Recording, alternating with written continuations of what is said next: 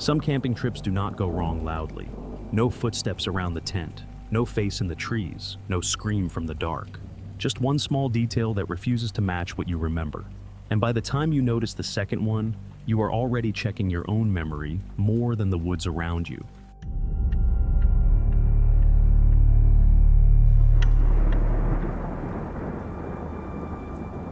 I had been on Forest Service roads before, but I had never liked arriving near dark. That was the only part of the trip I felt uneasy about at first. It was late September in Oregon, the kind of week where the weather still looked clean on paper, but the nights already had that sharp edge to them. I had taken 2 days off work and driven out alone because I needed quiet, not adventure, not some deep survival trip. Just one night away from emails, traffic, and the apartment above mine where the guy walked like he was moving furniture at 2 a.m. The place had been recommended by a coworker named Mark. He was one of those people who always knew a road that did not show up clearly until you were already committed to it. He told me Pine Hollow Trail was easy enough if I stayed on the main Forest Service road and did not try to push farther uphill. He said there was a flat pullout about a quarter mile past the trailhead. Good drainage, enough trees for wind cover, usually empty after Labor Day. That was what I wanted, empty. I had prepared more than I needed to. Full tank, 2 gallons of water, paper map in the glove box, offline map downloaded on my phone, a battery pack, a cheap weather radio I had bought after watching too many videos about people getting surprised by mountain weather. There was also a ranger station about 35 minutes back toward the highway, which made the whole thing feel safer than it probably was. The drive-in was normal until the last 6 miles. The paved road turned to gravel. Then the gravel narrowed into 2 pale tire tracks, pressed through wet needles.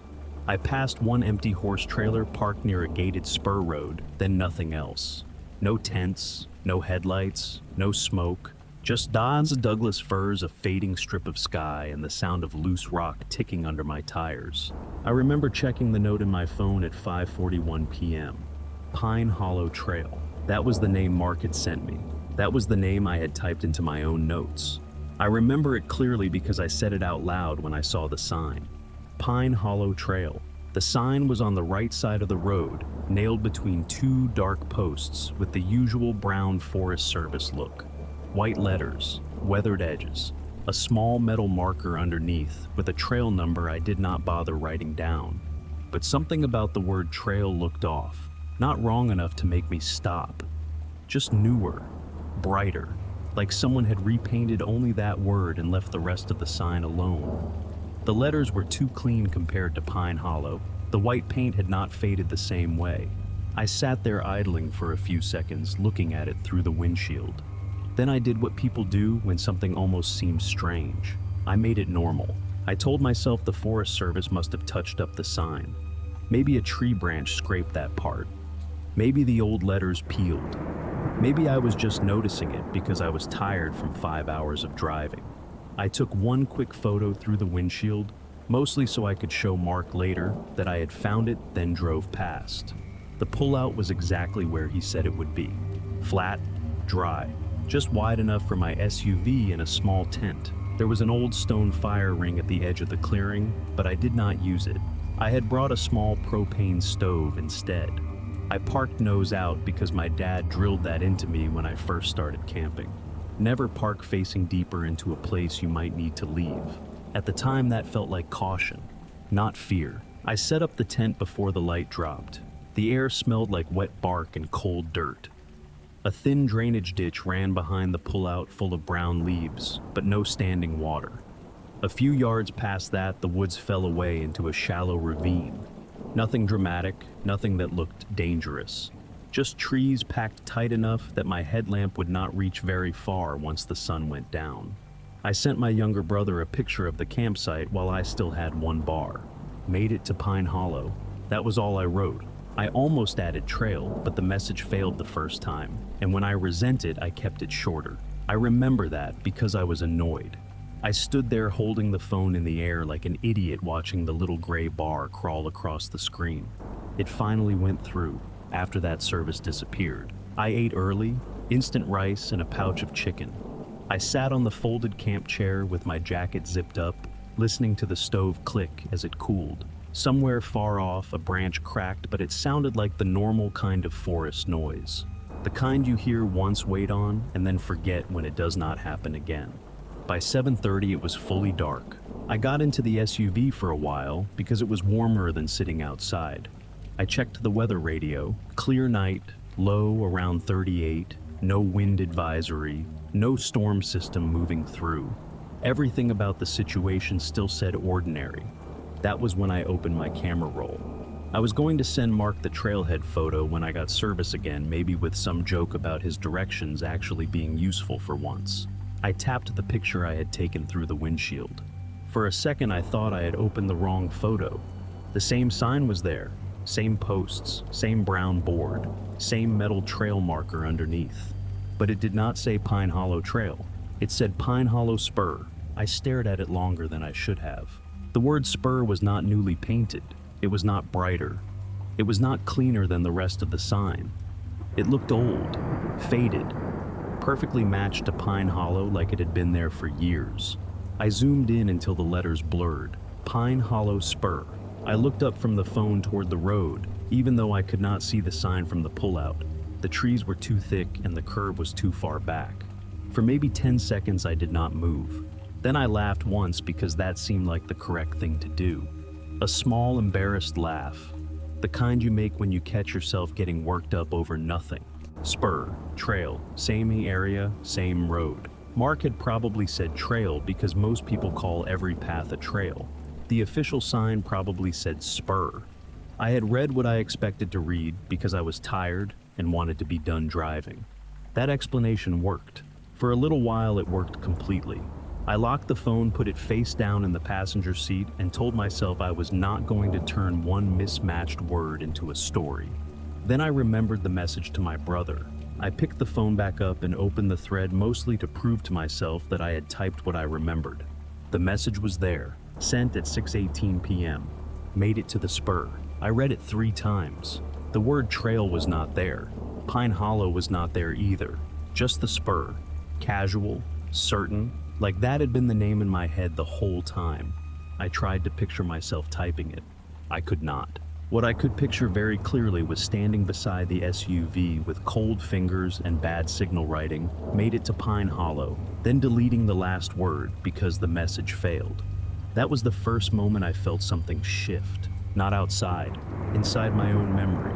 I sat in the driver's seat with the dark woods pressed against the windows and told myself the same thing again. I was tired. I had driven too long. I had expected one name and seen another. That was all. But after that, I stopped feeling like I was alone in an empty campsite. I started feeling like I had arrived at a place that had already corrected me once. I did not sleep right away.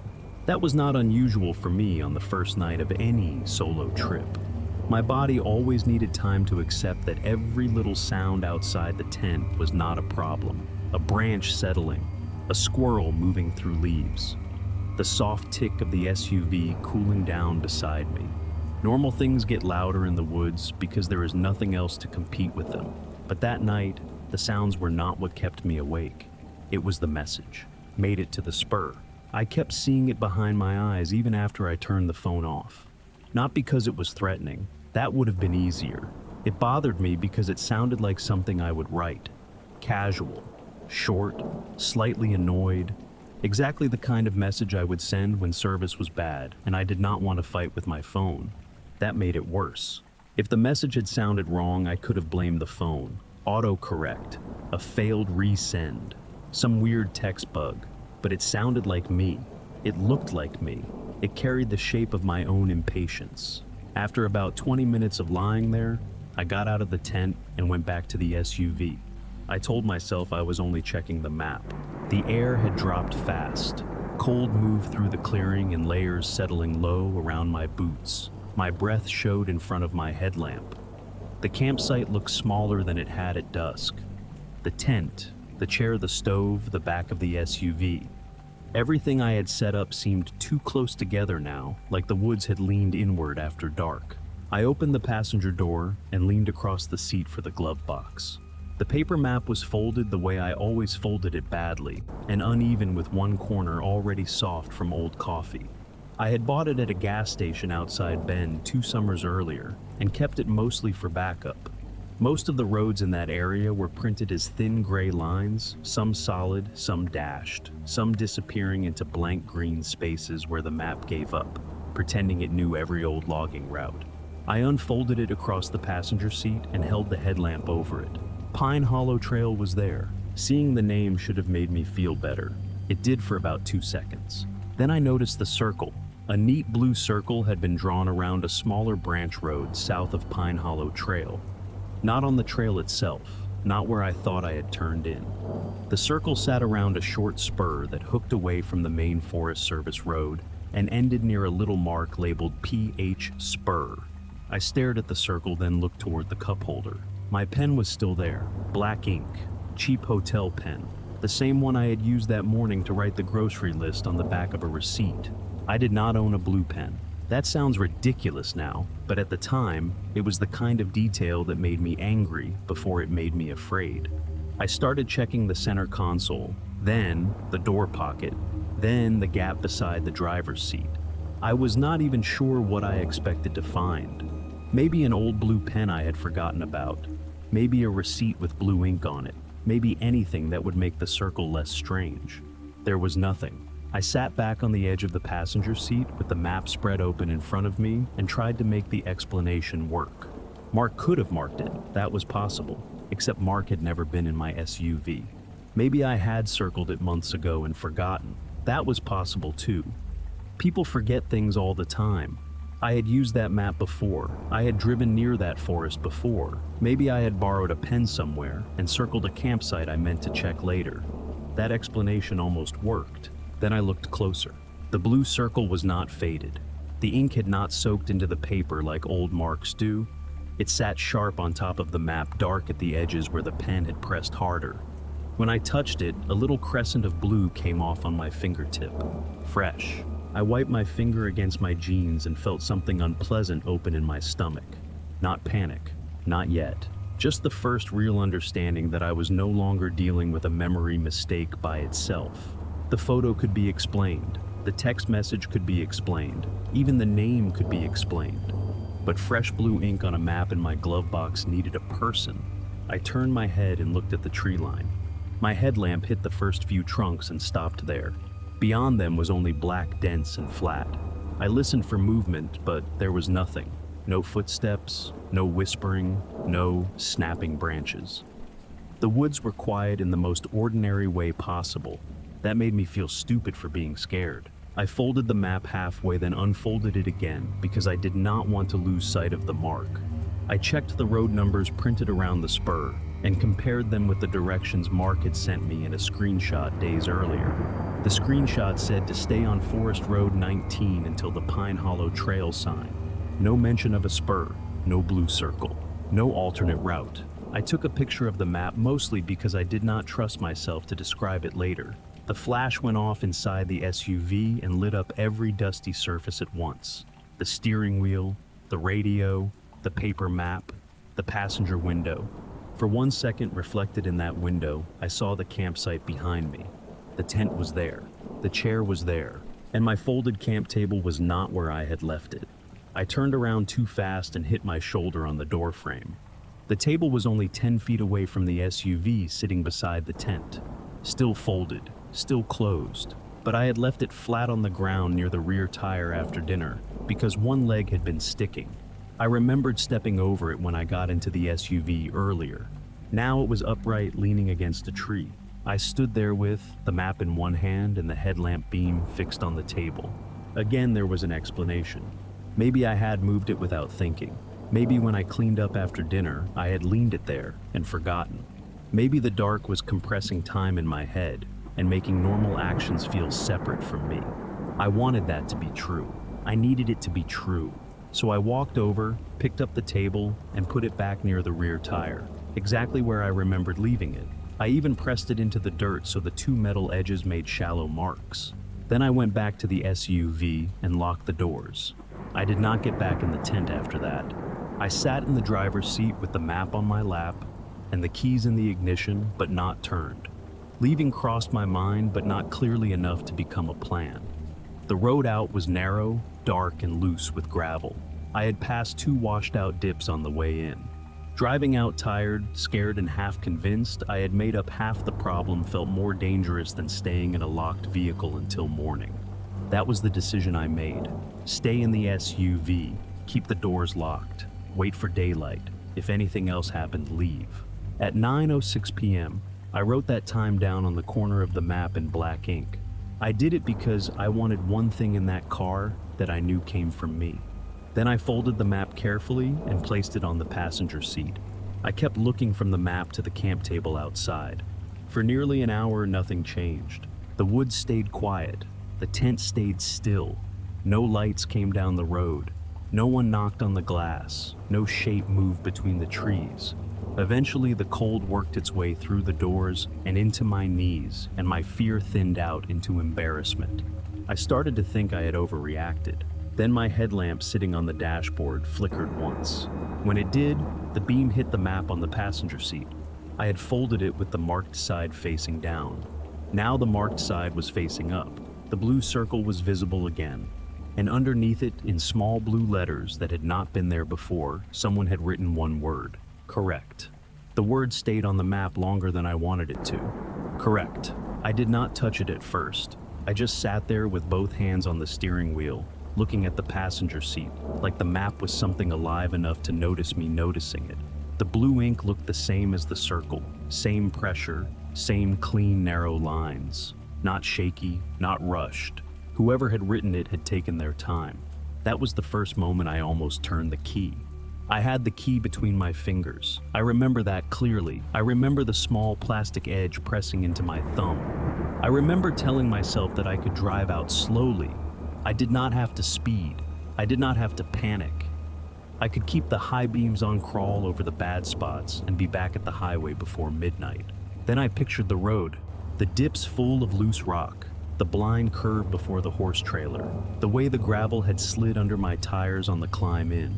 I pictured doing all of that while staring into the mirrors every few seconds, while my hands were shaking, while part of me believed something had written on my map inside a locked SUV. That was not safer. So I made another decision that felt reasonable at the time. I would stay where I was until first light. Doors locked, keys ready, driver's seat reclined just enough to rest, not enough to sleep. If I heard a person, if I saw a light, if anything touched the vehicle, I would leave. I did not look at the map again for a while. Instead, I looked for something that could make the map less impossible. The permit tag was still on the dashboard, tucked at the base of the windshield, where I had left it after checking in at the self-pay box. It was the standard little yellow cardstock tag you get at some forest sites.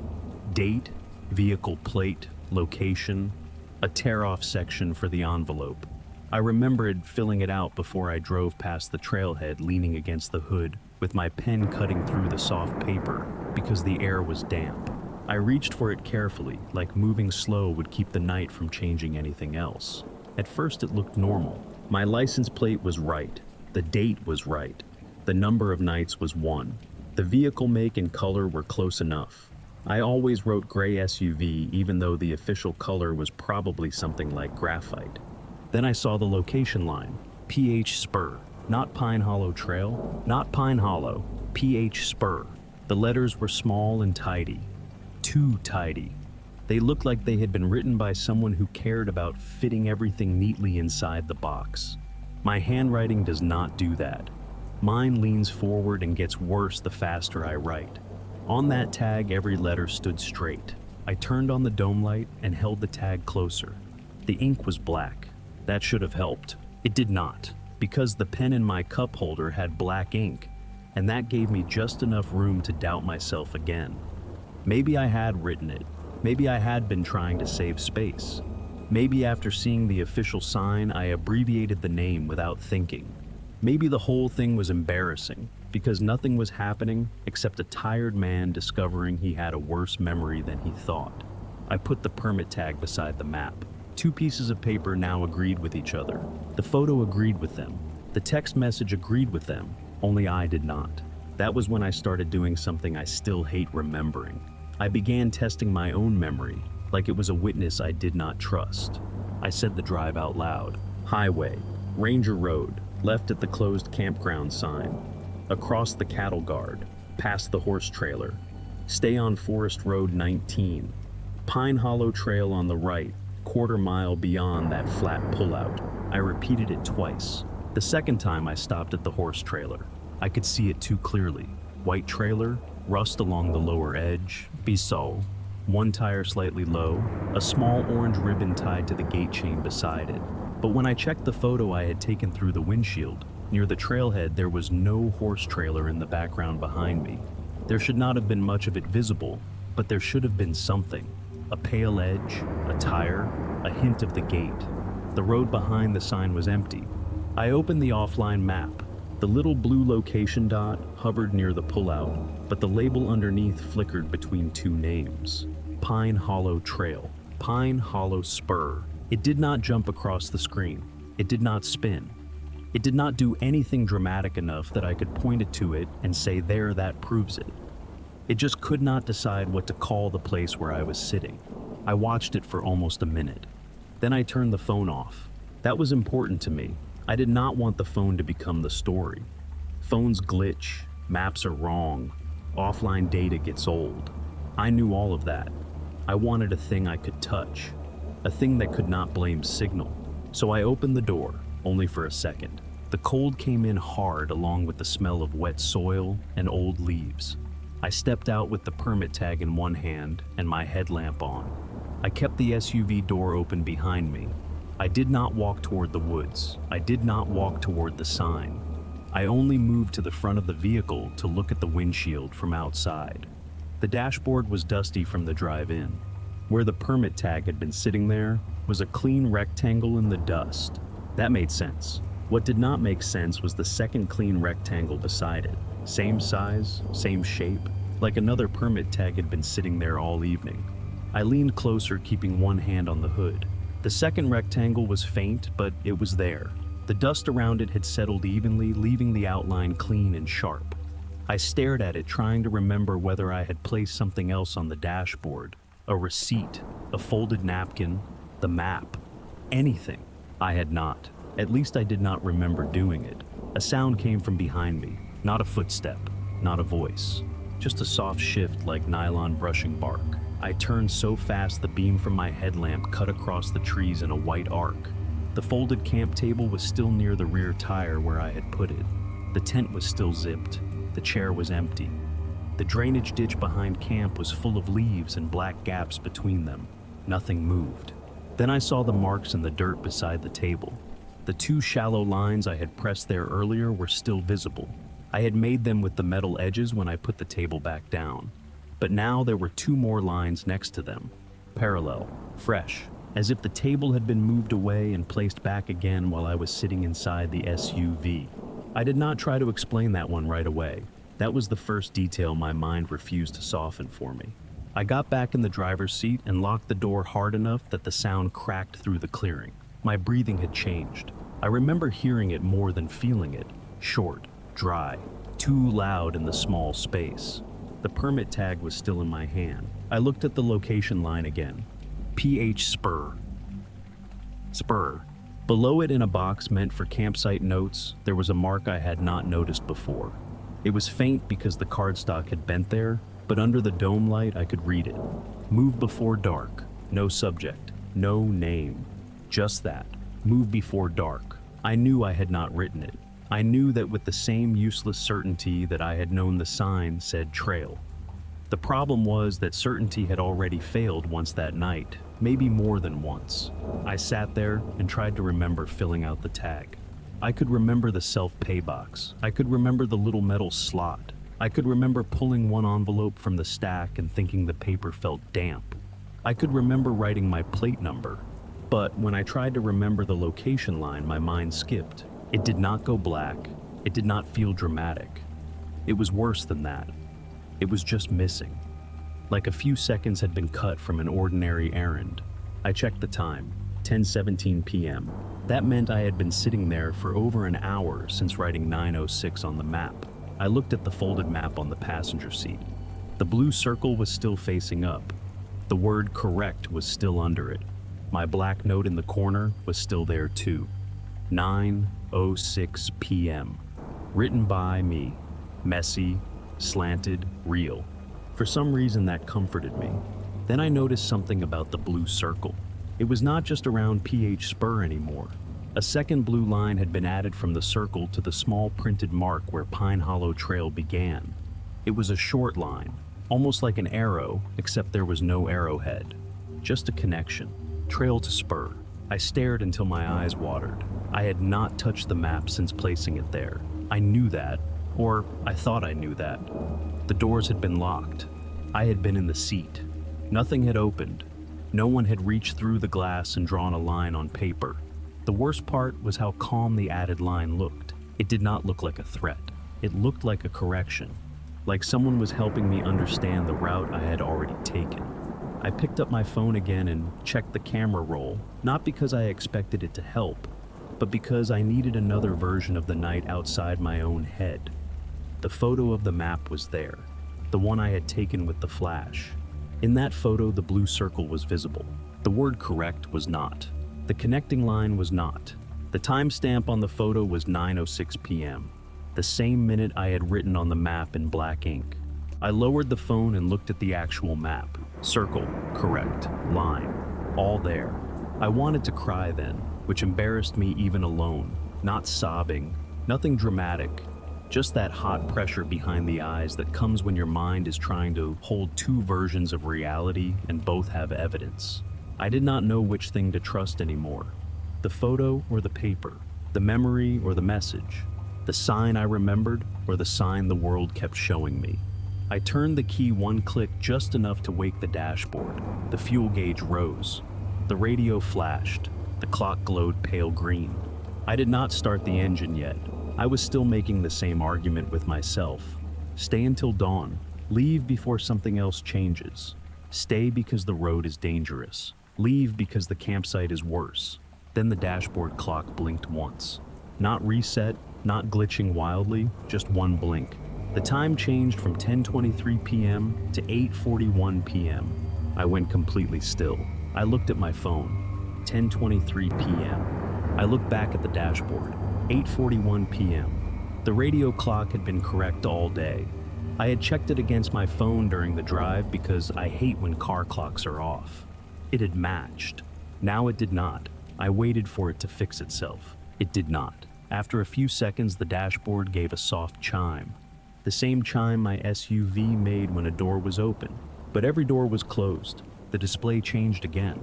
Not the time. The compass. It no longer said N. It said arrived. Just for a second.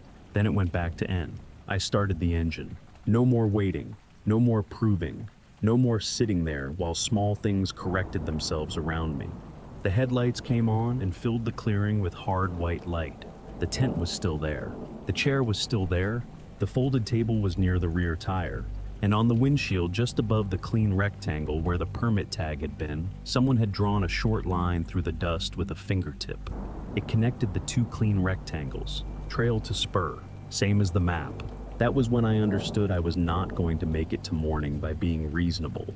I almost left the tent. That is the part people always ask about when I tell the story. Why did you leave the tent? Why not abandon it? Why not just drive away and buy another one later? I understand the question. I have asked myself the same thing for years. The honest answer is not brave and it is not smart. It is practical in the small, stupid way people become practical when they are scared.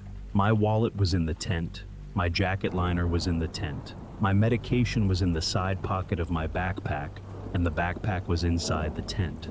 The temperature was dropping fast, and I was still trying to convince myself that I was dealing with confusion, not danger. Also, nothing had touched me. That mattered then. No person had walked into the light. No hand had hit the glass. No voice had called my name from the trees. Everything was still just paper dust memory and a dashboard that had said something it should not have said. I told myself I could grab the backpack in less than 15 seconds. I left the engine running. I unlocked the driver's door, stepped out, and kept one hand on the door frame. The headlights filled the clearing, making everything look too flat. The tent fabric shone gray. The camp chair cast a long black shadow. The folded table sat near the rear tire, exactly where I had put it, except now I did not trust that word anymore. Exactly. I crossed to the tent without looking at the trees. That was deliberate. I remember it. I kept my eyes on the zipper and told myself that if I looked into the woods, my mind would put something there. The zipper was closed. That should have helped. It did not, because the small orange pull tab was on the wrong side. I had zipped it from left to right when I got out earlier. I knew that because the zipper always snagged near the left seam, and I had pulled hard enough to make the whole tent shake. Now the pull tab rested on the left, neat and flat, like someone had closed it from inside. I stood there for 1 second too long. Then I told myself wind could not move a zipper that way, but a tired person could remember a zipper wrong. That was enough to make me move. I opened the tent, grabbed the backpack by one strap, and dragged it out without stepping fully inside. My sleeping bag came with it halfway, then caught on something. I left it. I had the medication. I had the wallet. That was enough. When I turned back toward the SUV, the passenger door was open. Not wide, just cracked. The dome light was on, soft and yellow inside the vehicle. I stopped with the backpack hanging from my hand. I could see the driver's door. I had left that open. I could see it clearly, but the passenger door should have been shut. I had not touched that side since checking the map. It had been closed when I started the engine. I knew it had been closed because the door chime had not sounded until the dashboard did that strange little warning. The SUV chimed again, once. Polite, normal, the same sound it made in parking lots and grocery store driveways. That ordinary sound did more to scare me than any scream would have.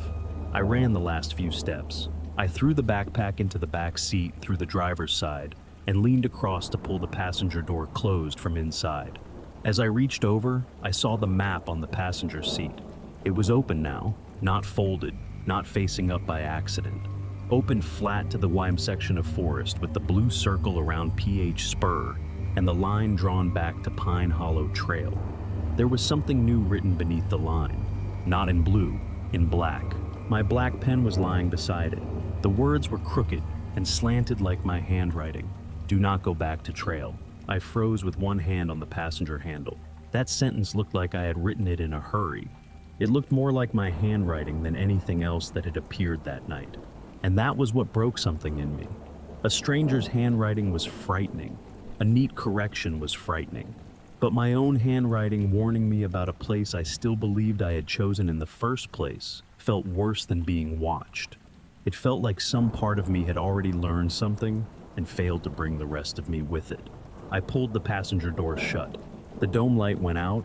I locked every door and shifted into reverse. The rear camera screen came on. For half a second, I saw the normal backup view. Gravel, the edge of the tent, a dark wall of trees behind the clearing. Then the guidelines on the screen bent. Not much, just enough that the yellow lines curved toward the ditch instead of straight behind the SUV. I blinked hard, and they looked normal again. I did not care anymore. I backed up slowly until the headlights swung across the tent. The fabric moved in the wash of light, but only from the engine vibration and the cold air. I remember feeling sorry about leaving it. That sounds absurd, but I did. It was a good tent. It had been with me on 3 trips. I had patched one corner myself. Leaving it there felt like admitting I was not fully in control of my own night. Then the tent collapsed, not all at once. One corner folded inward, then the other like someone inside had released the poles in the correct order. I hit the brakes so hard that the backpack slid off the rear seat. The tent lay flat in the headlights. No one crawled out. No animal ran away. No shape rose behind it. It just lay there empty looking and wrong. I told myself the stakes had pulled loose. The ground was damp. The poles were old. Maybe I had yanked the backpack out and loosened something. Maybe the sleeping bag had caught a support strap. Maybe. I shifted back into drive. The Forest Service road looked narrower leaving than it had arriving. That is normal too. Roads always feel different in the dark. Headlights flatten distance. Trees crowd close. Every dip looks deeper when you know your tires can slide. I drove with both hands tight on the wheel. The first few hundred feet were fine. Then I reached the trailhead sign. It stood on the left now because I was leaving 2 dark posts and a brown board caught in the edge of my high beams. I did not want to stop. I had promised myself I would not stop. But my foot eased off the gas anyway because some stupid part of me wanted one last look. The sign said Pine Hollow Spur, old white letters, faded evenly, no fresh paint. Below it, the smaller metal marker reflected the headlights. I saw the trail number this time, 417-B. That number hit me in a way I did not expect. I had seen 417 before. Not on the sign, not on the map, on the permit tag. In the little box where I had thought someone had written a note, there had been a faint mark before the words, "moved before dark." I had ignored it because I was looking at the sentence. It had not been a scratch. It had been 417-B. I kept driving. I did not stop for the horse trailer because it was not there. That should have been expected after the photo, but actually seeing the empty gate made my mouth go dry. The chain was there. The orange ribbon was there. The muddy tire impressions near the shoulder were there, but the white trailer I remembered passing was gone, and the ground where it should have been was not pressed down by weight. No tracks leaving, no tracks arriving, just wet gravel and old needles. I slowed almost to a crawl. Then I caught myself doing it and pressed the gas. That was the moment I stopped trying to solve anything. I had one job now, keep the SUV moving toward the highway. The next mile took forever. The car clock still read 8:41 p.m. It did not change. The phone mounted in the cup holder read 10:36. I kept glancing between them and hated myself for it. Each glance felt like giving the problem attention, and I had started to believe attention was part of what let it keep correcting things. The offline map was still open on the passenger seat. I did not touch it. After the second washed-out dip, my headlights caught a wooden post on the right side of the road. I did not remember passing it on the way in. It was just a simple brown marker about waist high with a small reflective plate.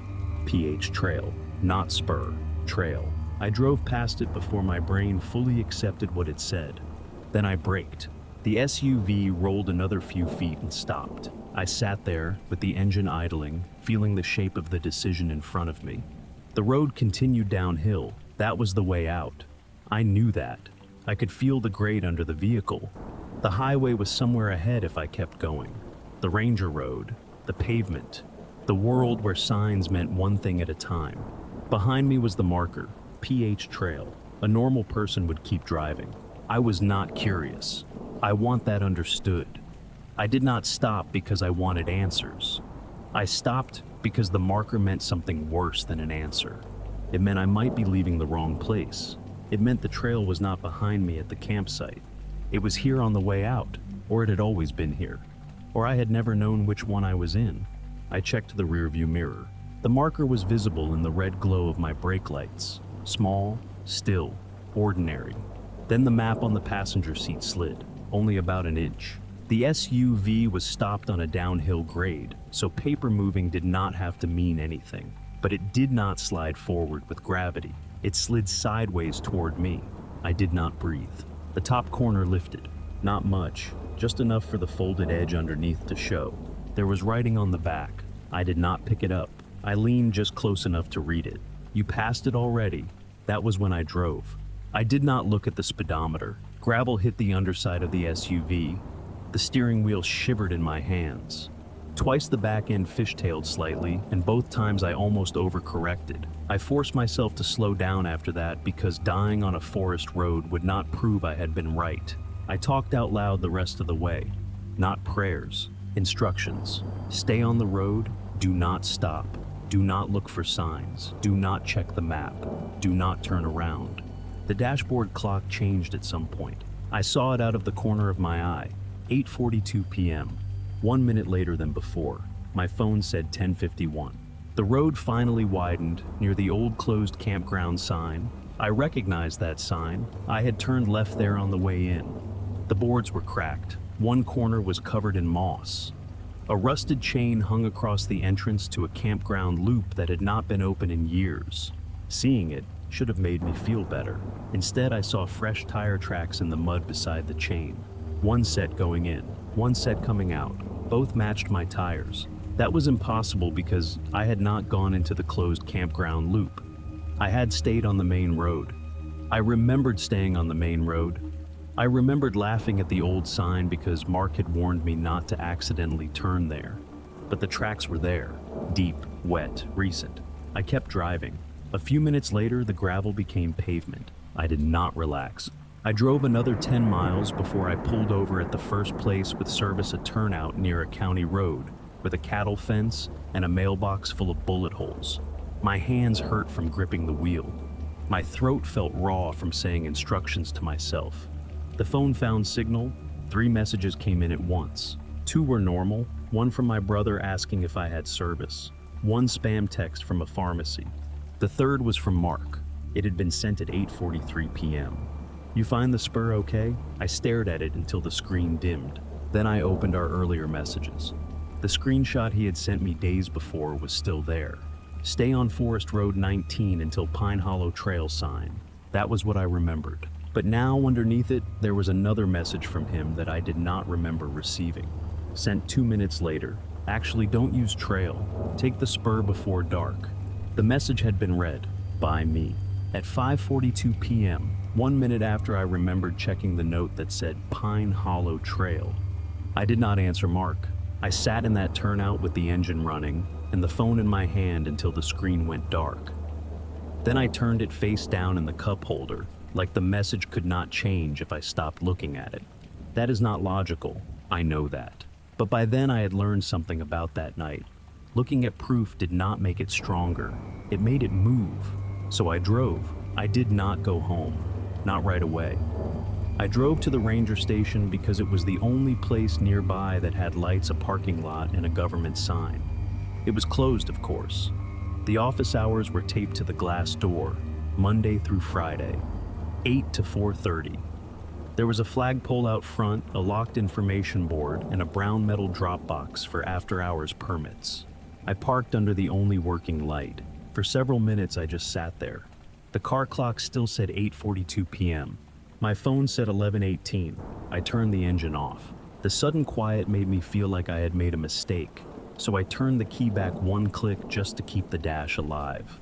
The clock stayed wrong. The compass said northwest. Normal, boring, almost insulting. I did not sleep. I dozed in pieces with the seat back only halfway and my hand closed around the key. Every time a truck passed on the road behind the station, I woke up convinced someone had pulled into the lot. No one did. At 6:12 in the morning, the sky started to go pale.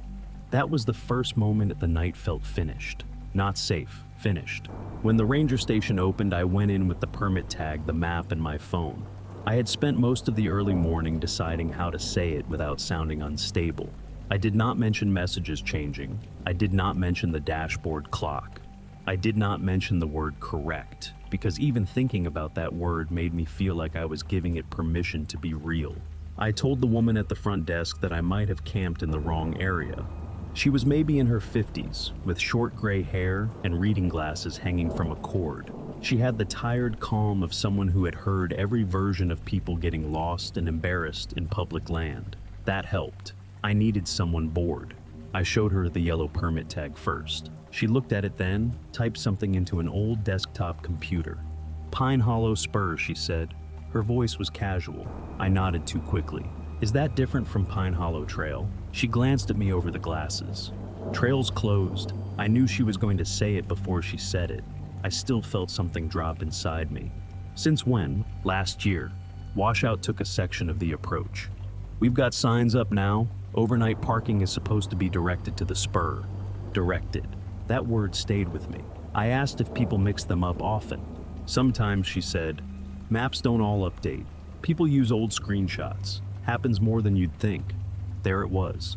The explanation I had wanted all night. Old map, closed trail, updated sign, bad directions, tired driver. I should have taken it. A smarter person would have taken it. Instead, I unfolded the paper map on the counter. The blue circle was still there. The line was still there. Correct was still there. So was the black sentence in my own handwriting. "Do not go back to trail." The woman looked at it for a second longer than she needed to. "Did one of our people mark this for you?" she asked. "Number." I answered too fast. She paused. "Where'd you get the map?" "Gas station. A while ago." "Could have been marked already." I almost said the ink was fresh, but I stopped myself. There was no way to say that without making the conversation worse. So I just nodded. She turned the map slightly and looked at the back. I had forgotten about the writing there. "You passed it already." Her eyes moved over it. Then she looked at me again. Not scared, not shocked, just more careful. "You wrote this." I don't remember writing that. That was the first honest thing I had said out loud all morning. The ranger station felt very quiet after that. A printer clicked somewhere behind the wall. A phone rang once in another room and stopped. The woman folded the map gently, like she did not want to be responsible for changing it. "I can have someone check the signage today," she said. "But if you got out safe, I'd call it a bad night and leave that road alone for a while." It was good advice. It was also the kind of advice people give when they do not want to ask another question. Before I left, she asked for my name and plate number so she could log the signage complaint. I watched her type. I watched every letter. I watched because I needed one record made in front of me that did not correct itself while I blinked. She printed a small incident note and gave me a copy. It said what I had reported. Possible confusing signage near Pine Hollow Spur. Camper may have used outdated map. No injury, no missing property reported. I almost laughed at that last part. No missing property. My tent was still out there. My sleeping bag, my stove, my chair, half my dinner trash. But none of it felt like property anymore. It felt like evidence I was not willing to retrieve. I asked if someone could get the tent later. She said they would send a seasonal worker if the road was clear. Then she hesitated. "You sure it was a tent?" I looked at her. "What?" She tapped the keyboard again, frowning slightly. "Someone called in a collapsed blue tarp near that spur a couple weeks ago. I thought maybe that was what you meant." "My tent is gray." She nodded. "Okay," but she did not type gray. I saw the word on the screen before she minimized the window. "Blue." I did not correct her. I left. The drive home took 4 hours because I kept pulling over. Not because anything followed me. Nothing did. That might be the strangest part. The world outside the forest behaved normally. Gas pumps worked. Coffee tasted burnt. A man at a rest stop yelled at his kid for spilling chips in the back seat. Trucks passed me. Radio stations faded in and out. Everything was ordinary enough to make the night feel less possible with every mile. By the time I reached my apartment, I had almost talked myself into the ranger's explanation. Almost. The closed trail explained the sign. The old map explained my confusion. Bad service explained the messages. Stress explained the rest. That was the story I wanted. I carried the backpack upstairs and left it by the door. I put the yellow permit tag on my kitchen table. I did not unfold the map. I did not open the message thread with Mark. I did not check the car clock. I just showered, sat on the edge of my bed in clean clothes, and waited for the feeling of being watched by my own memory to go away. It did not. Around noon, my brother called. He asked why I had left so early. I told him the weather turned bad. That was not even close to true, but it came out easily. Then he said, "You sent me a weird message last night." I closed my eyes. "What message?" "The camping one." "I told you I made it." "No," he said. "I mean the second one." I did not remember sending a second one. He read it to me. "Move before dark." That was all. No punctuation, no Pine Hollow, no explanation. Sent from my phone at 8:42 p.m. The same minute my dashboard clock had been stuck on. I asked him to screenshot it. He did. When it came through, I stared at it for a long time. It looked real. It had my name at the top. My number, my message bubble, my ordinary life wrapped around that one sentence like it belonged there. I opened my own thread with him. The second message was not there. Only the first one. Made it to the spur. I called him back and asked if he was messing with me. He got offended, which helped. My brother is a bad liar when he is joking, and a worse one when he is hurt. He said he thought I had sent it because I changed campsites. He said he almost replied, but he was watching a game and forgot. That part was so normal I hated it. I thanked him and hung up.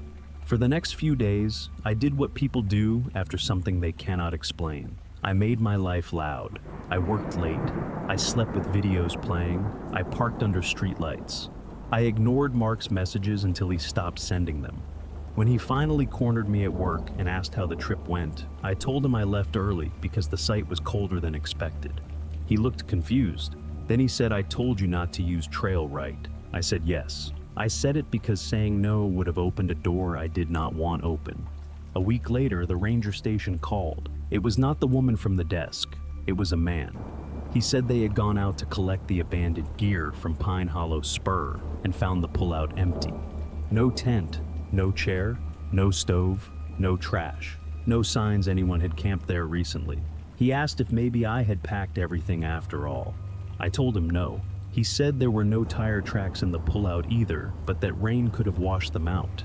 He said it kindly, like he was helping both of us move away from the same problem. Then he said they did find one item, a yellow permit tag. My stomach went cold. "On the dashboard?" I asked. "No," he said, "pinned to the self-pay board." I did not say anything. He asked if I wanted it mailed back with the incident copy. I almost said no.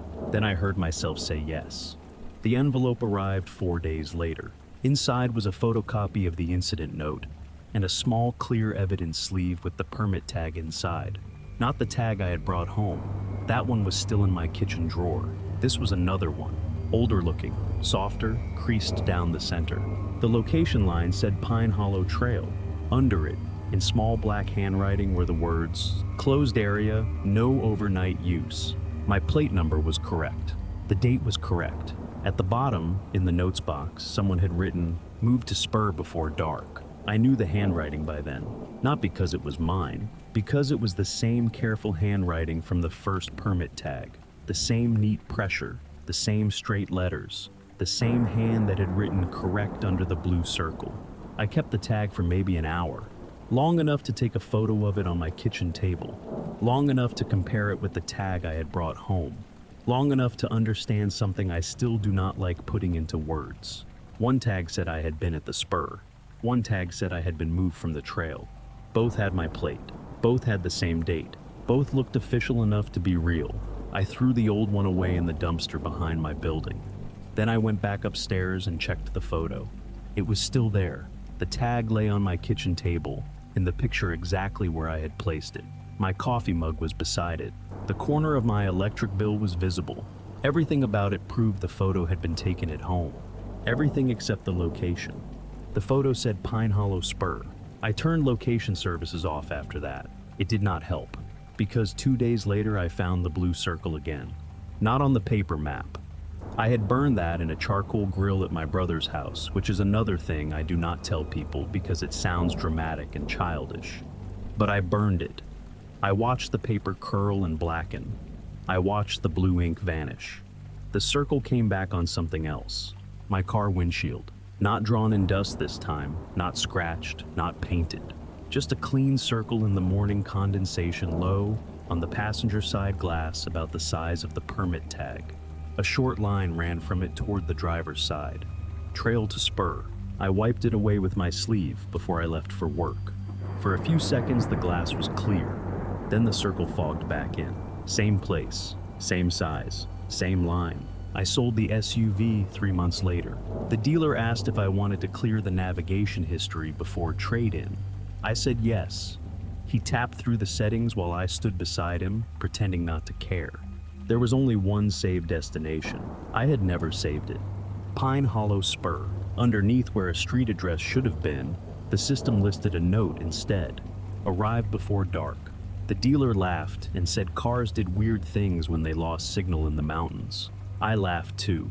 That is what you do when someone offers you a normal explanation. You take it, even if part of you knows the explanation has been written for you. I have not gone camping alone since then. I still hike sometimes. Busy trails, daylight, places with parking lots and families and dogs pulling on leashes. But I do not stay overnight in the woods anymore, and I do not use old paper maps. I do not let people give me directions by memory. I do not trust screenshots of roads. And when someone says a trail has a spur, or a spur used to be a trail, I feel my attention shift in a way I cannot control. Like some part of me is still waiting to be corrected. The last thing happened almost a year later. I was cleaning out a box of camping gear I had not touched since that trip. Mostly small things. A lantern, tent stakes, an old fuel canister, the jacket liner I thought I had left inside the tent. It was folded at the bottom of the box. I picked it up and felt something stiff in the inner pocket. A yellow permit tag, not a photocopy, not the one from the dashboard, not the one the ranger mailed back. This one was dry, flat, and perfectly clean. The location line was blank. My plate number was already filled in. The date was not. At the bottom, in blue ink, someone had drawn a circle. No words, no warning, just the circle, and a short line leading out of it.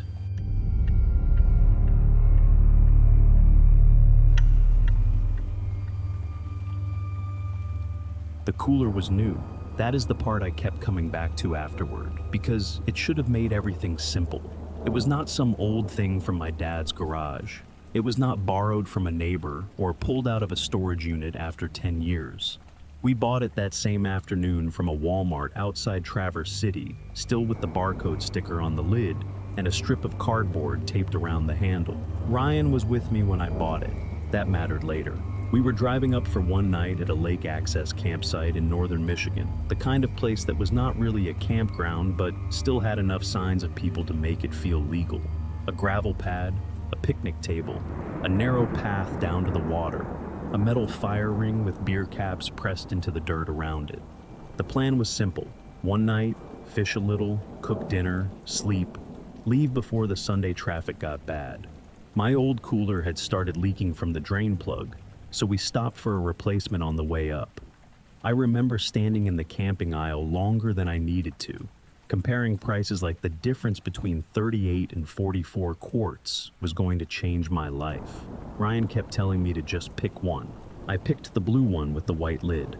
I remember the white lid because it had a crooked barcode sticker on top, and when I tried to peel one corner back, it left that gray paper glue behind.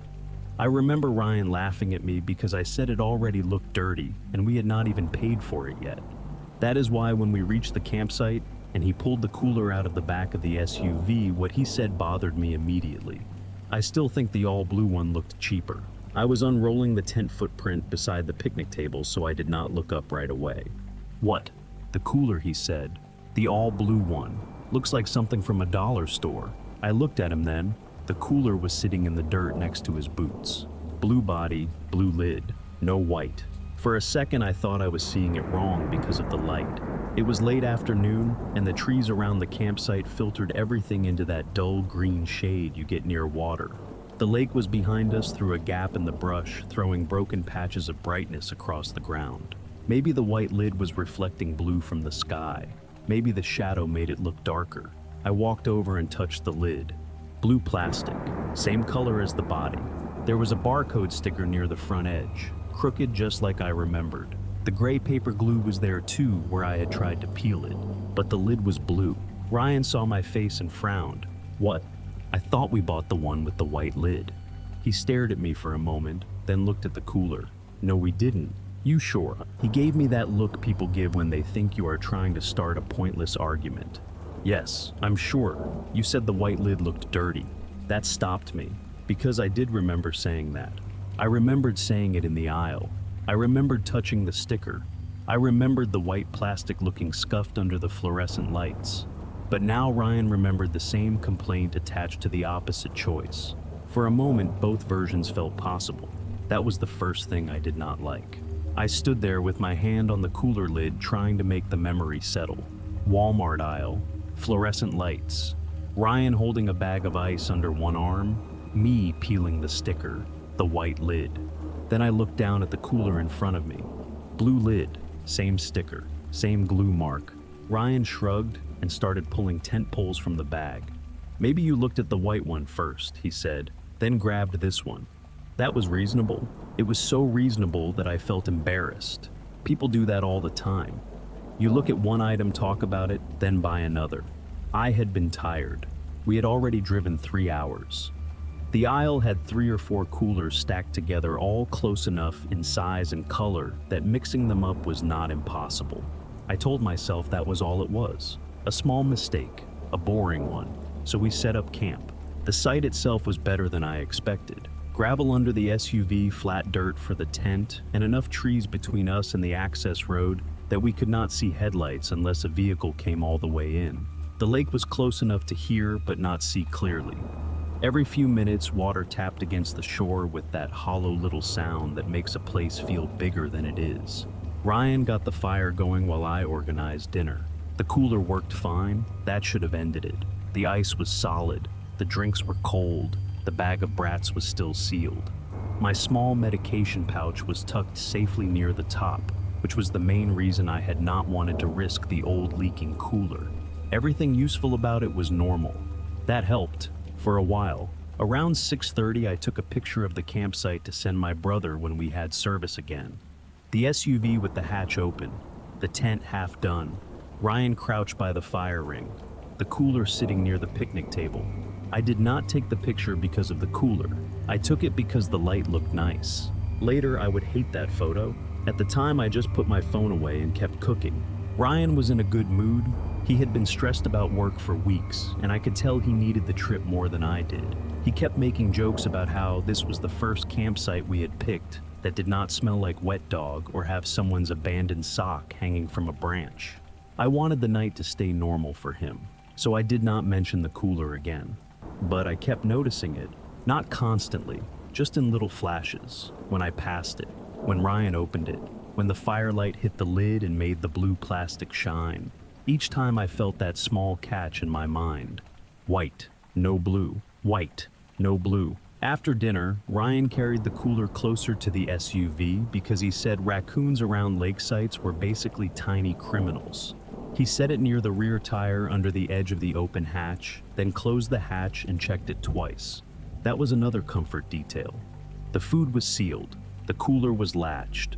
The SUV was right beside us. We were not deep enough in the woods to feel stranded, and we were not alone enough for normal sounds to feel like threats.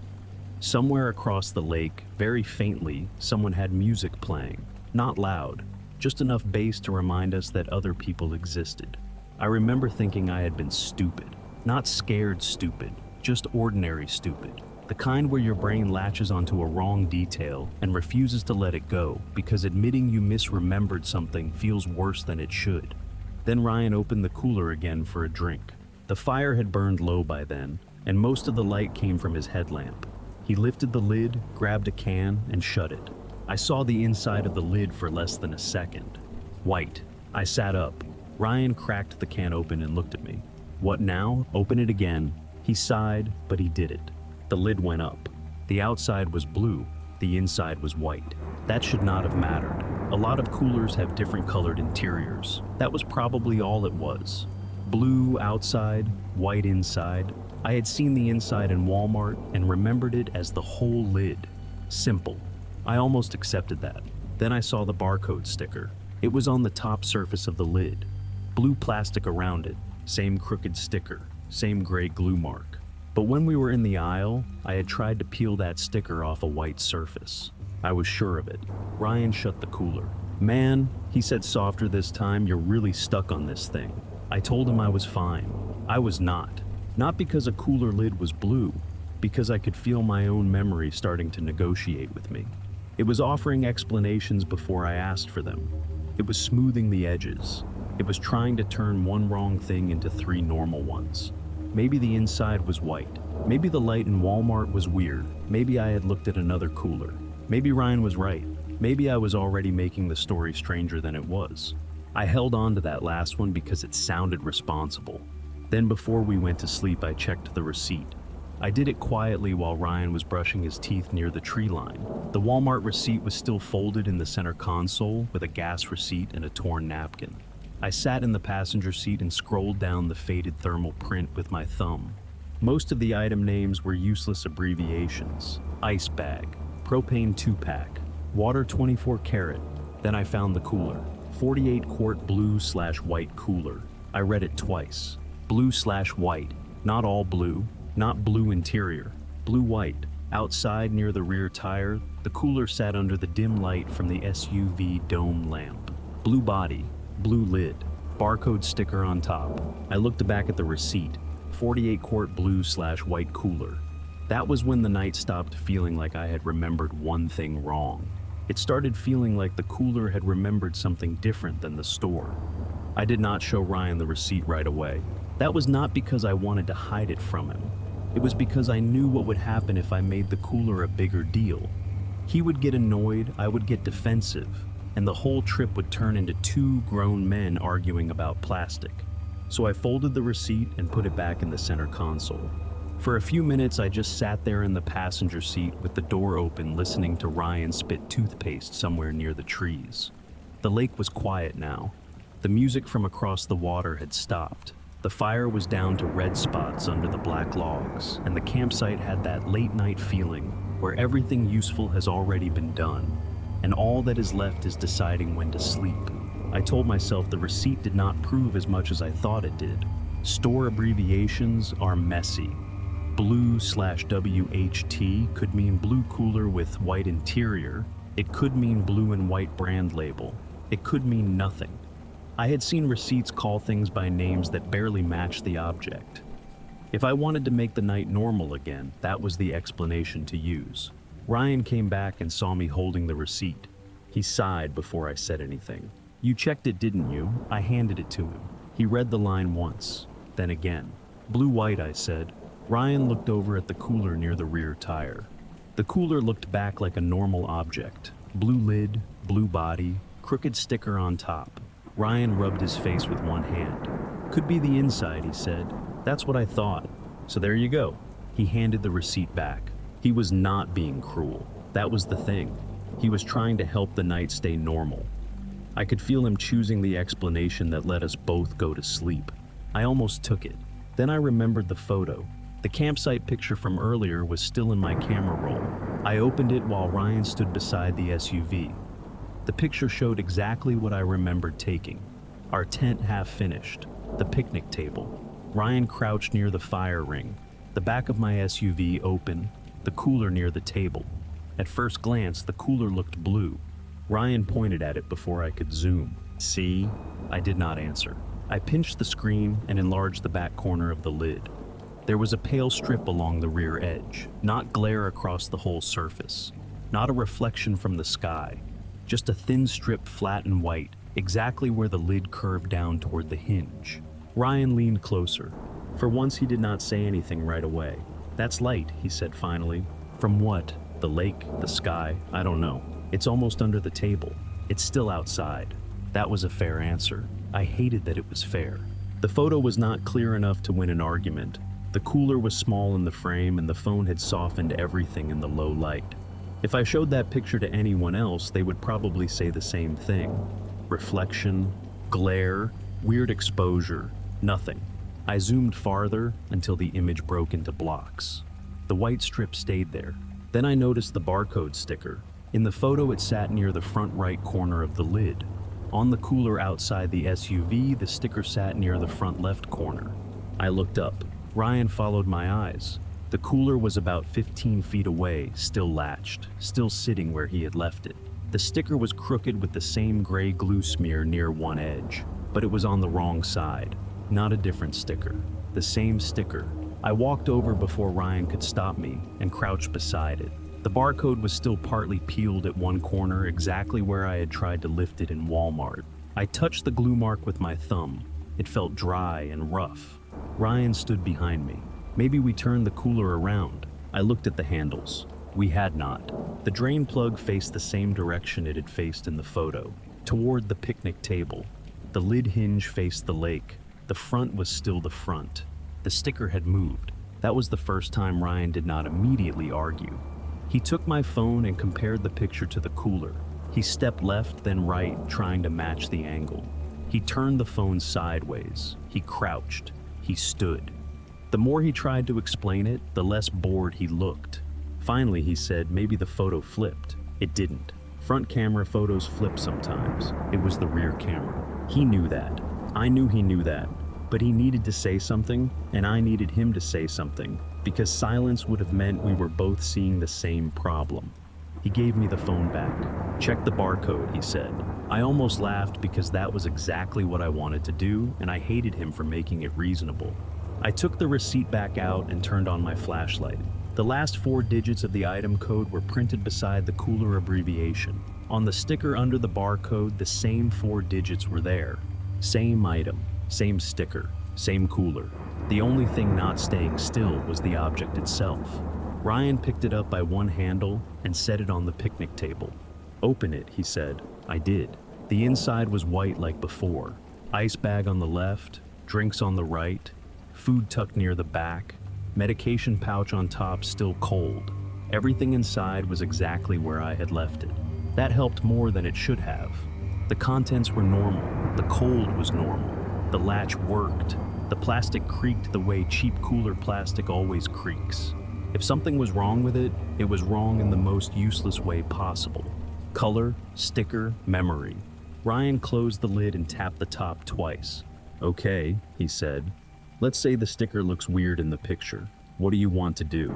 That question made me feel foolish, because I did not know. Leave over a cooler. Throw it away.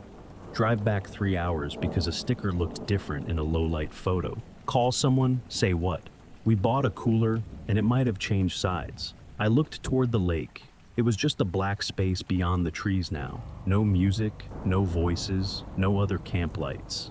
We were not stranded, but leaving at night would mean packing wet gear in the dark and driving narrow back roads while both of us were worked up over something we still could not fully prove. "I don't know," I said. Ryan's face softened a little. "Then we sleep," he said. "In the morning, if it still bothers you, we leave early and return it." That was the most reasonable plan available, so we followed it. We moved the cooler into the back of the SUV, not because of the color, but because raccoons really were a problem around lake sites. Ryan made a point of locking the hatch. He tugged it twice and looked at me like he wanted me to see that part clearly. "Locked," he said. I nodded. Before we went to the tent, I took one more photo. Cooler in the cargo area. Blue lid, sticker on the left, drain plug facing out. Ryan's hand still on the hatch. I took it for proof. That is the sentence that makes me feel stupid now. Not because I should have known better, because proof had already started acting like it did not belong to us. We got into the tent a little after 11. Ryan fell asleep fast, or at least pretended to. I lay awake listening to the lake and the occasional tick of the SUV cooling in the dark. I tried not to think about the cooler. That made me think about it constantly. At 12:18, I checked my phone again. Not the campsite photo, the new one. For a second, I thought the screen brightness was too low. I turned it up and held the phone closer. The photo showed the open cargo area of the SUV. Ryan's hand was on the hatch. The cooler was inside, but the lid was white. Not a strip, not glare, not the inside. White lid, blue body. The barcode sticker was still on top, crooked with the same gray smear. On the right side, I sat up slowly. Ryan stirred beside me. What he mumbled, I did not answer. I was looking past the phone now through the thin tent wall toward the SUV. The hatch was closed. The cooler was locked inside. The photo said it was white. The object outside, if I opened the SUV, might be blue. Or it might not be. That was the part that finally scared me. Not knowing which version would be waiting when I looked. I did not wake Ryan fully. That is one of the few choices from that night I still think I made correctly. If I had shown him the photo right then, half asleep in the dark, he would have either dismissed it or panicked. Neither one would have helped, so I stayed still. The phone was in my hand, the tent was cold around us, and the SUV sat maybe 20 feet away with the cooler locked inside. I could see the dark shape of the vehicle through the thin gray fabric when the moon came out from behind the clouds. Nothing moved, no hatch opened, no door light came on, no raccoon scratched at the tires. The campsite was quiet. That made the photo worse. If there had been a sound, I could have given the problem a shape.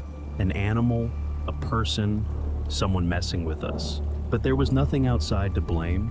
Just an object in a locked vehicle disagreeing with a picture taken less than an hour earlier. I turned the phone face down and forced myself to wait for morning. I slept badly. Not real sleep. Short drops into darkness and sudden returns where I had to remember where I was.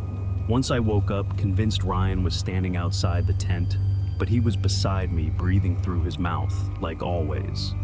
Another time I opened my eyes because I thought I heard the SUV hatch seal thump shut. When I checked, the campsite was still black and still. At first light, I got up before Ryan. The air had that pale, damp cold that comes off northern lakes before sunrise. Everything felt wet without looking wet. the picnic table, the tent fly, the cuffs of my jeans.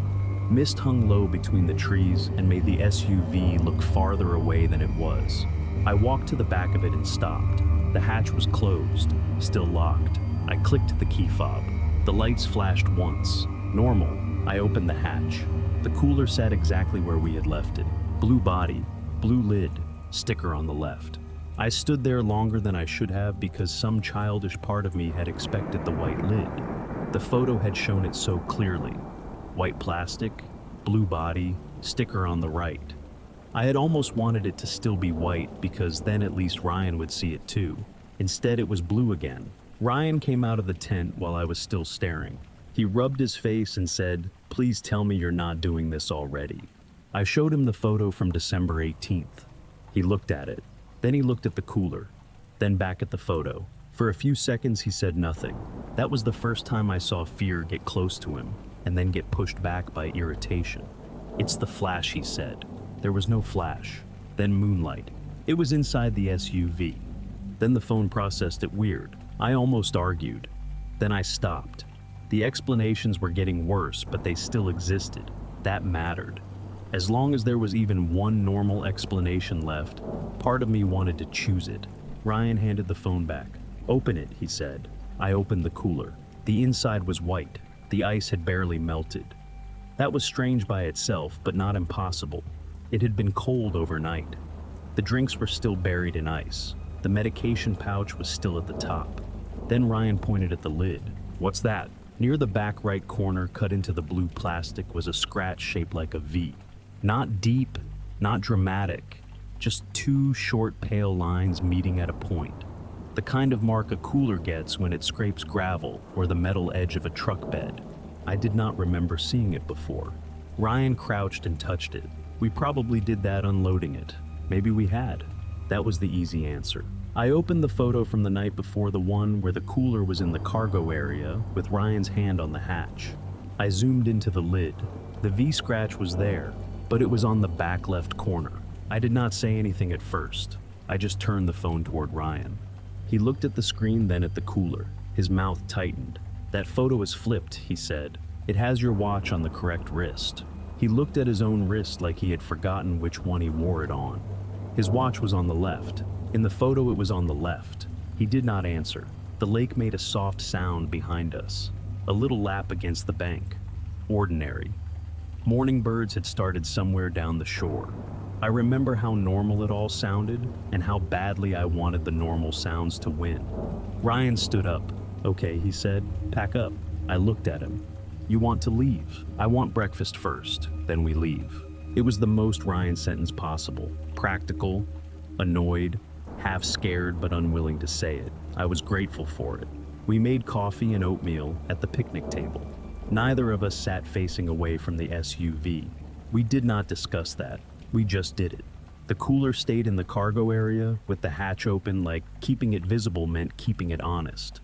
For a while, nothing happened. The lid stayed blue. The sticker stayed on the left. The V scratch stayed on the right. The receipt still said blue/WHT. The photo still showed white. The world held both versions quietly, and we ate breakfast like people pretending not to sit between them. Before packing, I did something I am not proud of. I tested it. Not because I wanted to investigate. I did not. I wanted one fixed point. Something small enough that memory could not blur it. Something I made with my own hand while Ryan watched. I took my pocket knife and made a tiny dot under the front handle of the cooler. Not a big mark, not damage anyone would notice. Just the point of the blade pressed once into the plastic directly below the handle on the same side as the barcode sticker. Ryan watched me do it. There I said, "Sticker side." He shook his head. "You know, this is insane, right?" "Yes," but he did not stop me. That mattered too. We closed the cooler, left it on the picnic table, and walked down to the lake to rinse the coffee pot. The path was only 30 yards. We could see the campsite through the trees the entire time. The cooler stayed visible as a blue block on the table. No one came up the road. No animal crossed the site. We were gone less than 3 minutes. When we came back, the cooler had not moved. That was the first thing I noticed. Same table, same angle, same latch facing us. Then I saw the sticker. It was on the right side now. The V scratch was still on the right too. For 1 second, my brain tried to fix it. It told me I was approaching from a different angle. It told me the table had two sides. It told me the cooler had been turned, but the drain plug still faced the lake. The latch still faced the tent. The cooler had not rotated. Only the details had. Ryan walked past me and grabbed the front handle. "Don't," I said. He froze. I crouched and looked under the handle. The dot I had made with the knife was there, but it was not under the sticker side anymore. It was on the opposite side. Same tiny mark, same depth, same little raised edge of plastic. Ryan crouched beside me. He looked at the dot, then at the sticker, then at me. "You made it there," he said quietly. "Number." "You did. I made it under the sticker." "No," he said again, but now he did not sound angry. "You said sticker side, but you were on this side." I stood up too fast. No, I wasn't. Ryan did not argue. That was worse. He looked toward the road, then the lake, then back at the cooler. For the first time since the whole thing started, he looked like he wanted someone else to be there, not to help us fight anything, just to make a third memory. I took a picture of the dot. Ryan saw me and almost said something but stopped. Then the cooler made a sound, a small click, just the latch settling. That was what I told myself. But both latches were already closed. Ryan reached toward the nearest latch with one finger and flipped it up. The cooler opened before he lifted the lid. Not physically, not all the way. Just enough that the seal relaxed like pressure had released from inside. Cold air rolled over my hand. Not normal cooler cold, colder. The kind of cold that feels dry. The ice bag inside had not melted at all. In fact, it looked more solid than it had that morning. The cubes had fused into one cloudy block. The drink cans were rimmed with frost. My medication pouch had a thin white crust along the zipper. Ryan whispered something I did not catch. I reached in and touched the bag of ice. My fingertips stuck for half a second. I pulled back and shook my hand. That was when the choice became simple. Not because the cooler was dangerous in a way we understood. Because we did not understand it, and it had started affecting things inside it. I closed the lid. Ryan stepped back. "We're leaving," he said. I nodded. No argument, no debate, no need to prove anything else. We dumped the breakfast trash into a grocery bag, shoved the tent into its sack without folding it, and packed the SUV in less than 10 minutes. We kept the cooler last. Neither of us wanted to carry it alone, so we each took one handle. It felt heavier than it should have. Not impossible, not supernatural heavy, just wrong for what was inside. Halfway to the SUV, Ryan stopped. What I asked. He was looking down at his hand. The handle he held had the knife dot under it. Sticker side. I looked at the other side. No dot. Ryan let go so fast the cooler dropped an inch and pulled my arm down with it. For a second, neither of us moved. Then I dragged the cooler the rest of the way by myself, shoved it into the cargo area, and slammed the hatch. I did not care if the food spoiled. I did not care if the medication got too cold. I did not care what the receipt said anymore. I just wanted the cooler out of the campsite. Or the campsite away from the cooler. At that point, I could not tell which one we were leaving. We did not talk for the first 20 minutes. Ryan drove because I asked him to. I said my hands were too cold, which was only partly true. The real reason was that I did not trust myself to keep checking the rearview mirror. I kept expecting to see the campsite behind us in some wrong position, the picnic table closer than it should be, the lake on the wrong side of the road, the cooler sitting in the gravel even though we had loaded it into the SUV. None of that happened. The road out was ordinary, wet leaves, sand patches, 2 mailboxes at the first paved turn, a faded sign for boat rentals that had probably been closed for years. By the time we reached the county road, the morning had gone bright and flat, and the whole thing already felt harder to believe. That is how these things protect themselves, I think. They happen in bad light, bad signal, tired minds, and then they let the normal world come back just fast enough to make you feel ashamed for reacting. Ryan finally said, "We return it." I looked at him. The cooler, yeah, we return it, get a different one, and never talk about it again. That sounded like a joke, but he did not smile. I said, "Okay." There was a gas station about 12 miles before the highway. We stopped because Ryan wanted coffee and I needed to use the bathroom. I almost told him to leave the cooler alone, but that would have sounded crazy, so I did not. When I came back out, Ryan was standing at the open hatch. He had not moved. The coffee cup was in his hand untouched. I walked over slowly. The cooler sat in the cargo area. Blue body, white lid. For a second, I felt relief so strong it was almost embarrassing. There it was. The version I remembered from Walmart, the version the receipt described, the version that made the most sense. White lid, blue body, crooked barcode sticker stuck to the top like it had always been there. I almost said, "See?" Then I saw Ryan's face. He looked sick. "That's not it," he said. "What do you mean? That's not the cooler we bought." I stared at him, then back at the cooler. "It is." "No," he said. "Ours was all blue." His voice was steady. That made it worse. For the first time we had switched places, I was looking at the cooler and seeing something that matched my memory. Ryan was looking at the same object and seeing a replacement. I wanted to argue. I wanted to pull up the receipt and prove that blue/white had been there the whole time. But I understood suddenly how useless proof had become. If I showed him the receipt, he would say the receipt had changed. If he showed me the photo, I would say the photo had finally corrected itself. We were no longer deciding what the cooler looked like. We were deciding which one of us the world was siding with. Ryan closed the hatch. "We're not opening it here," he said. I agreed immediately. We drove straight to the Walmart where we had bought it. It was early afternoon by then, busy enough to feel safe in the most boring way possible. Families loading groceries, a man returning a weed trimmer, teenagers pushing carts too fast across the lot. Nothing in that parking lot had room for what had happened at the lake. We carried the cooler inside together. It still had the white lid. At the customer service desk, the woman asked if anything was wrong with it. Ryan said, "Changed our minds." She scanned the barcode. The register beeped in that flat, unfriendly way registers do when something does not work. She scanned it again. Then she typed the number by hand. Her face changed a little. "Did you already return this?" I felt Ryan look at me. "No," I said. She looked at the screen, then at the cooler. "It's showing returned." Ryan said, "We bought it yesterday." She nodded slowly, still reading. "Purchase was yesterday. Return was yesterday too." "What time?" I asked. I did not mean to say it that fast. She glanced at me.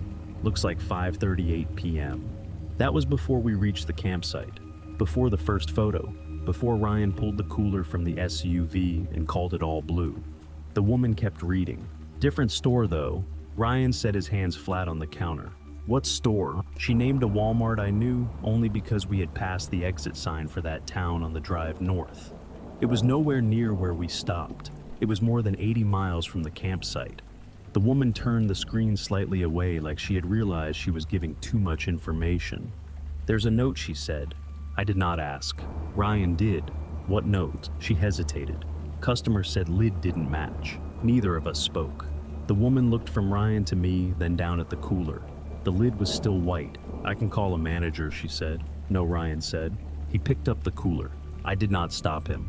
We walked out without returning it. I know how that sounds. It sounds like the exact wrong decision. But standing there under those bright lights with people behind us waiting to return normal things, neither of us wanted to explain why a return note had just said the one sentence we were trying not to say. We put the cooler back in the SUV and drove home. At my garage, the lid was blue again. Ryan saw it too. He did not say anything. He just stood behind the SUV with his arms crossed, jaw tight, while I opened the hatch and looked at the cooler like staring hard enough might make it choose one version and stay there. Blue body, blue lid, sticker on the left, no V scratch, no knife dot. The plastic looked new, clean, almost unused. I opened it. The food inside had thawed normally. The ice was mostly water. The cans were wet, not frosted. The medication pouch was cool, not frozen. Everything inside had become reasonable on the ride home. That should have made me feel better. It did not. Ryan helped me carry the cooler into the garage, then told me he was leaving. He did not look angry anymore, just tired. Before he got in his car, he said something that has stayed with me longer than anything else from that afternoon. "I remember buying the blue one," he said, "but I also remember you being right." Then he drove away. I kept the cooler in the garage because I did not know what else to do with it. Throwing it out felt dramatic. Returning it was impossible. Keeping it felt stupid, but at least stupid was quiet. For the first week, I checked it every day. The lid stayed blue. The sticker stayed on the left. The receipt still said 48-quart blue/white cooler. The Walmart app showed no return on my account. Ryan checked his card statement too. Nothing strange there. No second charge, no refund, no record that belonged to either of us. Only the store system had remembered the return. After a while, I stopped checking. That is always how it goes. Fear gets boring if it has to live in a garage beside lawn tools and old paint cans. I walked past the cooler in the morning. I walked past it at night. It became part of the background. A blue plastic box I avoided touching but no longer thought about every hour. Then summer ended. One evening in late October, I went into the garage to find an extension cord. The air outside had cooled down, but the garage was still warmer than it should have been because the water heater sat in the corner. I remember that clearly because I was sweating under my hoodie. As I passed the cooler, I felt cold on my ankle. Not a breeze. Cold. I stopped. The cooler was closed, latched, dusty on top. I put my hand near the lid without touching it. Cold air leaked from the seam. There was no ice inside. There had not been ice inside for weeks. The drain plug was closed. The cooler was empty. I knew it was empty because I had checked it after Ryan left almost angrily, like I could prove the object had no secret place to hide anything. I unlatched it. The inside was dry, empty, but the air that came out of it made my fingers ache.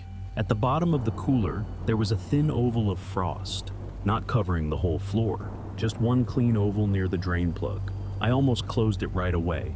Then I saw the shape inside the frost, a V. Two pale scratches meeting at a point. The same mark that had moved across the lid at the campsite. I did not touch it. I closed the cooler and dragged it to the curb that night. Trash pickup was the next morning. I put it beside the bin with the lid facing the street and went back inside without looking through the garage window. By noon the next day, it was gone. For almost a month, that was the end. Then Ryan sent me a picture. No message first, just the picture. It was taken in his basement.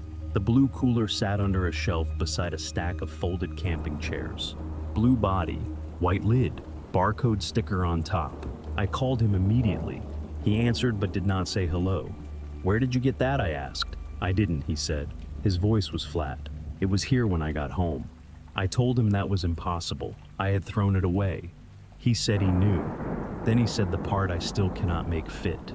He had never told me where he kept his camping gear. Not the basement shelf, not the folded chairs, not the empty space beside them where the cooler was sitting. He had not gone camping since that weekend either. I asked him if the lid was really white. He did not answer right away. Then he said, "It is when I look at it." That was not the answer I wanted. "What does the photo show?" I asked. There was a long pause. "All blue," he said. I opened the picture again while he was still on the line. In the photo, the lid was white. I did not tell him. I think that was the moment we both understood the cooler was no longer changing to be seen. It was changing depending on who had to remember it.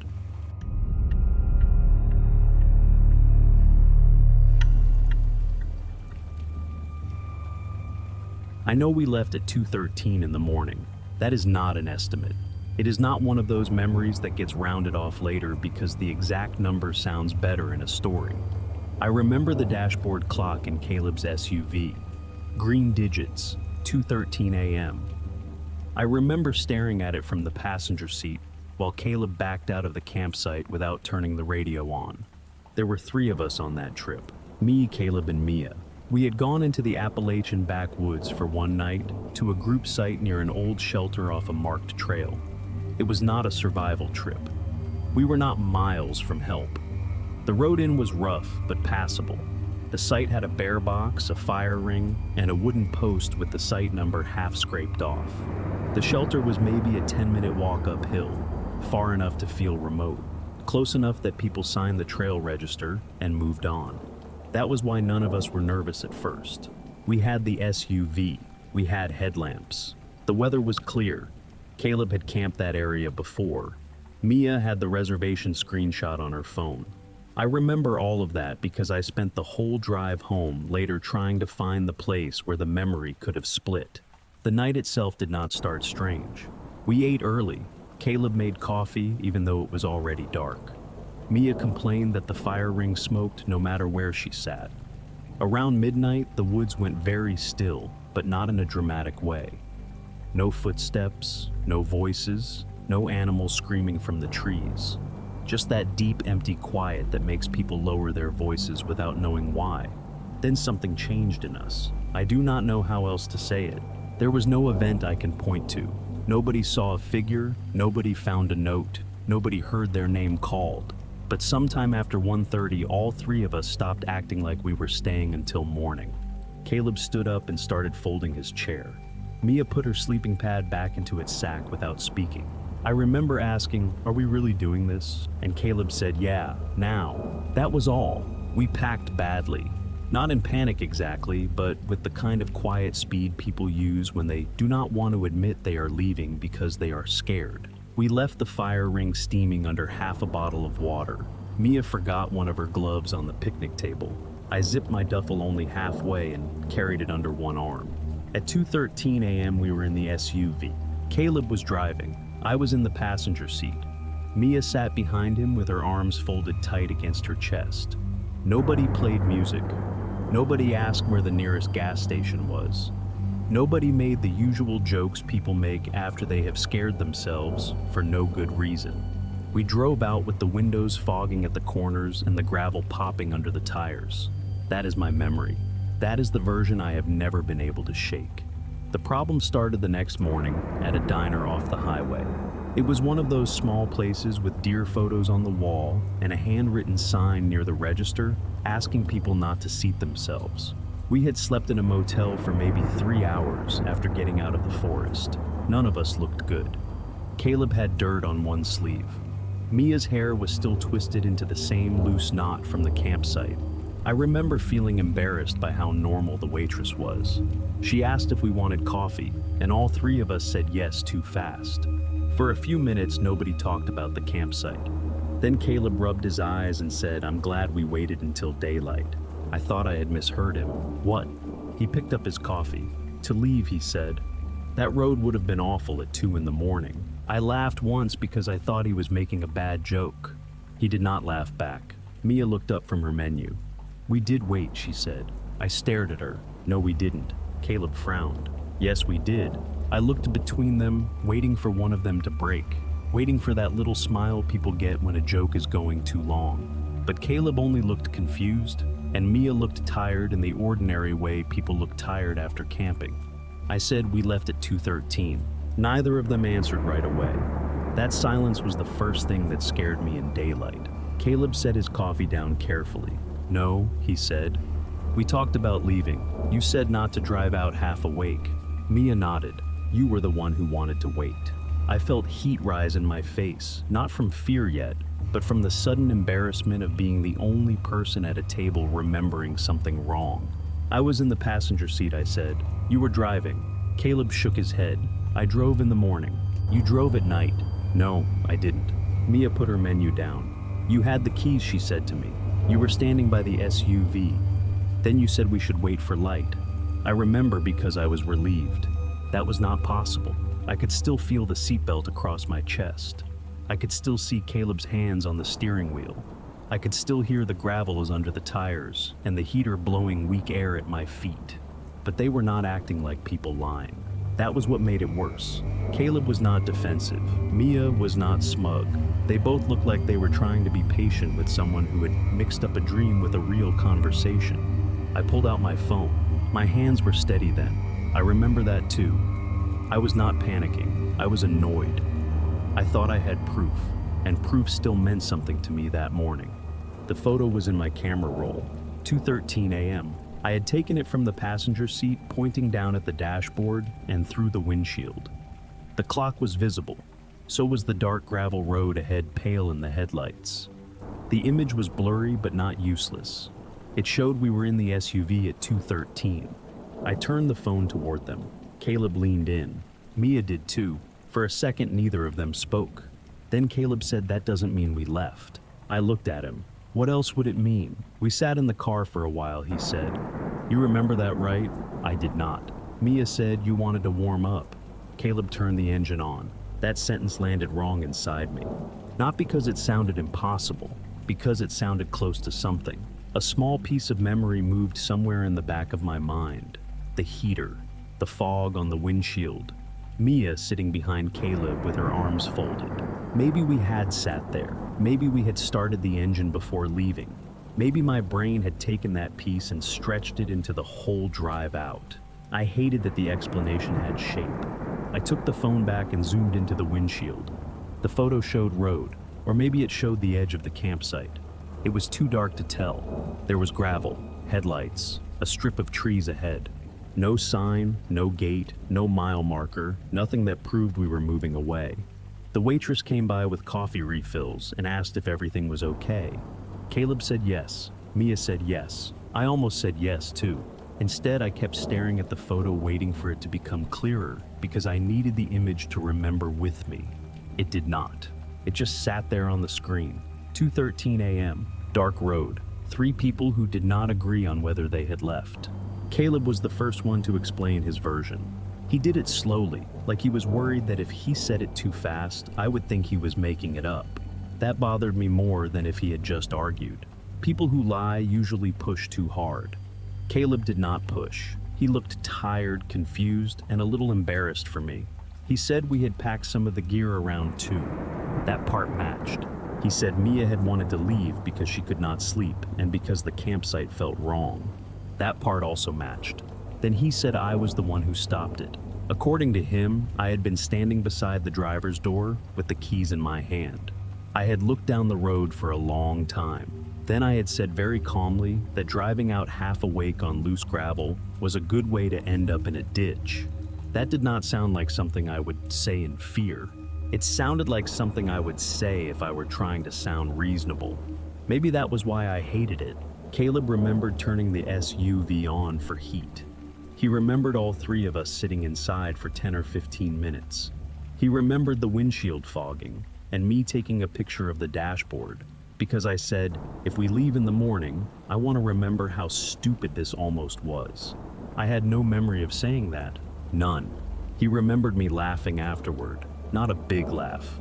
Just one short breath through my nose like I had caught myself being dramatic. Then in his version, we got out of the SUV. We went back to the tent.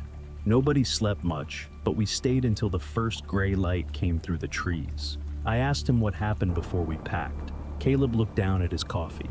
What do you mean? What made us want to leave at 2? He rubbed at a spot on the table with his thumb. I don't know. You don't remember. I remember feeling like we should, he said. That's all. Mia had been quiet while he talked. When I asked for her version, she did not want to give it. I could tell. She kept looking toward the window beside our booth, out at the parking lot, where morning sun was catching the windshields of pickup trucks and minivans. It was too bright in that diner for the conversation we were having. Finally, she said she remembered me with the keys too, but her version was not exactly Caleb's. Mia remembered the 3 of us standing outside the SUV first. She said the doors were open. She said my duffel was already in the back, and Caleb had the tent poles bundled under one arm. She said she was the one who told us we should just go. Then I said no, not Caleb, me. She remembered me saying, we wait for light. Those exact words. I asked her if I sounded scared. She shook her head. No, that's what was weird. Caleb looked at her. I looked too. Mia kept her eyes on the table. You sounded like you already knew we were going to stay, she said. That sentence made something small and cold move through me. I asked what she meant. She shrugged, but it was not a casual shrug. It was a defensive one, like she regretted saying anything. I don't know. You were just calm, too calm. In my memory, I was not calm. In my memory, Caleb's hands were tight on the wheel. Mia was silent in the back seat. I was watching the clock because I wanted proof of when we left. I remember thinking that if anyone asked later, I could say the exact time. 2:13. Not 2-ish, not middle of the night. 2:13. I said that out loud. Mia said, maybe that's why you took the picture. The words were gentle. That made them worse. I opened the photo again. This time, I studied everything around the clock. The dashboard, the radio display, the faint reflection on the windshield, the road beyond the glass. The problem was that the image gave both versions room to breathe. The SUV could have been moving, or it could have been parked with the headlights on. The gravel ahead could have been the road out, or the gravel strip inside the campsite. There was no blur from motion, no visible trees passing, no curve, no marker, nothing. Caleb pointed at the bottom corner of the windshield. "See that," he said. I leaned closer. There was a pale vertical shape near the right edge of the photo. At first I thought it was a tree trunk. Then I realized it might have been the wooden post with the scraped off site number, the one at the edge of the campsite. If that was true, the SUV had not been on the road. It had been facing out from the campsite. Engine on, headlights on, not leaving, waiting. I did not say anything. Caleb did not either. Mia reached across the table and slid my phone back toward me. "I'm not saying you made it up," she said. "That was exactly what people say when they think you made something up." I put the phone screen down beside my plate. For a minute we just sat there while the diner moved around us. Forks on plates, a chair dragging. The waitress asking another table if they wanted wheat or white toast. A man near the counter complaining that his hash browns were cold. Normal life kept happening too close to us. That made it harder to be afraid. It made me feel childish instead. Maybe I had turned the engine on and convinced myself we drove. Maybe fear had edited the memory before I even knew it was memory. Maybe the relief of deciding not to leave had turned into the false certainty that we had already escaped. That explanation was humiliating, but it worked. At least until Mia said, "There's the register too." I looked at her. "What register?" "The shelter register," she said. Caleb looked confused now. "You took a picture of that?" Mia nodded. "Because of his name." "My name?" She pulled out her phone. I remember the exact feeling of watching her scroll. It was not fear yet. It was resistance. A physical refusal in my chest. I did not want another piece of evidence. I already had one blurry photo that could not decide what it meant. I did not want a second thing for my mind to fight with. Mia found the picture and turned the screen toward me. It was the trail register from the shelter uphill. A spiral notebook inside a weathered plastic box. Damp page, pencil tied to the cover with dirty string. I remembered seeing it when we arrived, but I did not remember walking back to it before we left. The page had the date. Our first names were written in a row. Caleb, Mia, then mine. Next to the names was a time, 6:40 a.m. Under that someone had written, "Left at first light." I stared at the handwriting. It was close to mine, not exact. Close enough that if someone showed it to me without context, I might have said I wrote it while cold tired or leaning against a rough surface. Then I saw the signature under the line. Not my full name, my nickname, only Caleb and Mia used it. I had never signed that nickname on anything official. Not a school form, not a work note, not even a birthday card. It was a camping trip kind of name, a private joke that should not have been written in a shelter register by my hand. Mia said, "That's why I took the picture. I thought it was funny." I looked up at her. "You saw me sign this?" She nodded. "You were standing right there," she said. "You used that little pencil in the box." I looked at Caleb. He was staring at the photo now too. "I don't remember that part," he said. Mia turned toward him. "You were there. I remember the register," he said. "I don't remember him signing it." That should have helped me. It did not, because now there were not two versions anymore. There were three. Mine, where we left at 2:13. Caleb's, where we waited until dawn, but he did not remember the register. Mia's, where I signed it at 6:40, like it was normal. The waitress came back and asked if we needed anything else. This time none of us answered right away. She looked at the three of us, then at the phones on the table, then walked away without refilling the coffee. I kept looking at the register photo. The page was damp at the edges. The pencil marks were slightly smeared. Our names sat there like something settled and official. 6:40 a.m. Left at first light. My nickname underneath. I wanted to say it was fake. I wanted to say Mia had taken it on another trip, or that someone else had written my name, or that the time was for a different group. But the date was right. Caleb's name was right. Mia's name was right. Mine was right. Almost right. That almost was the part I could not stop looking at. Because if I had signed it, then my own hand remembered something I did not.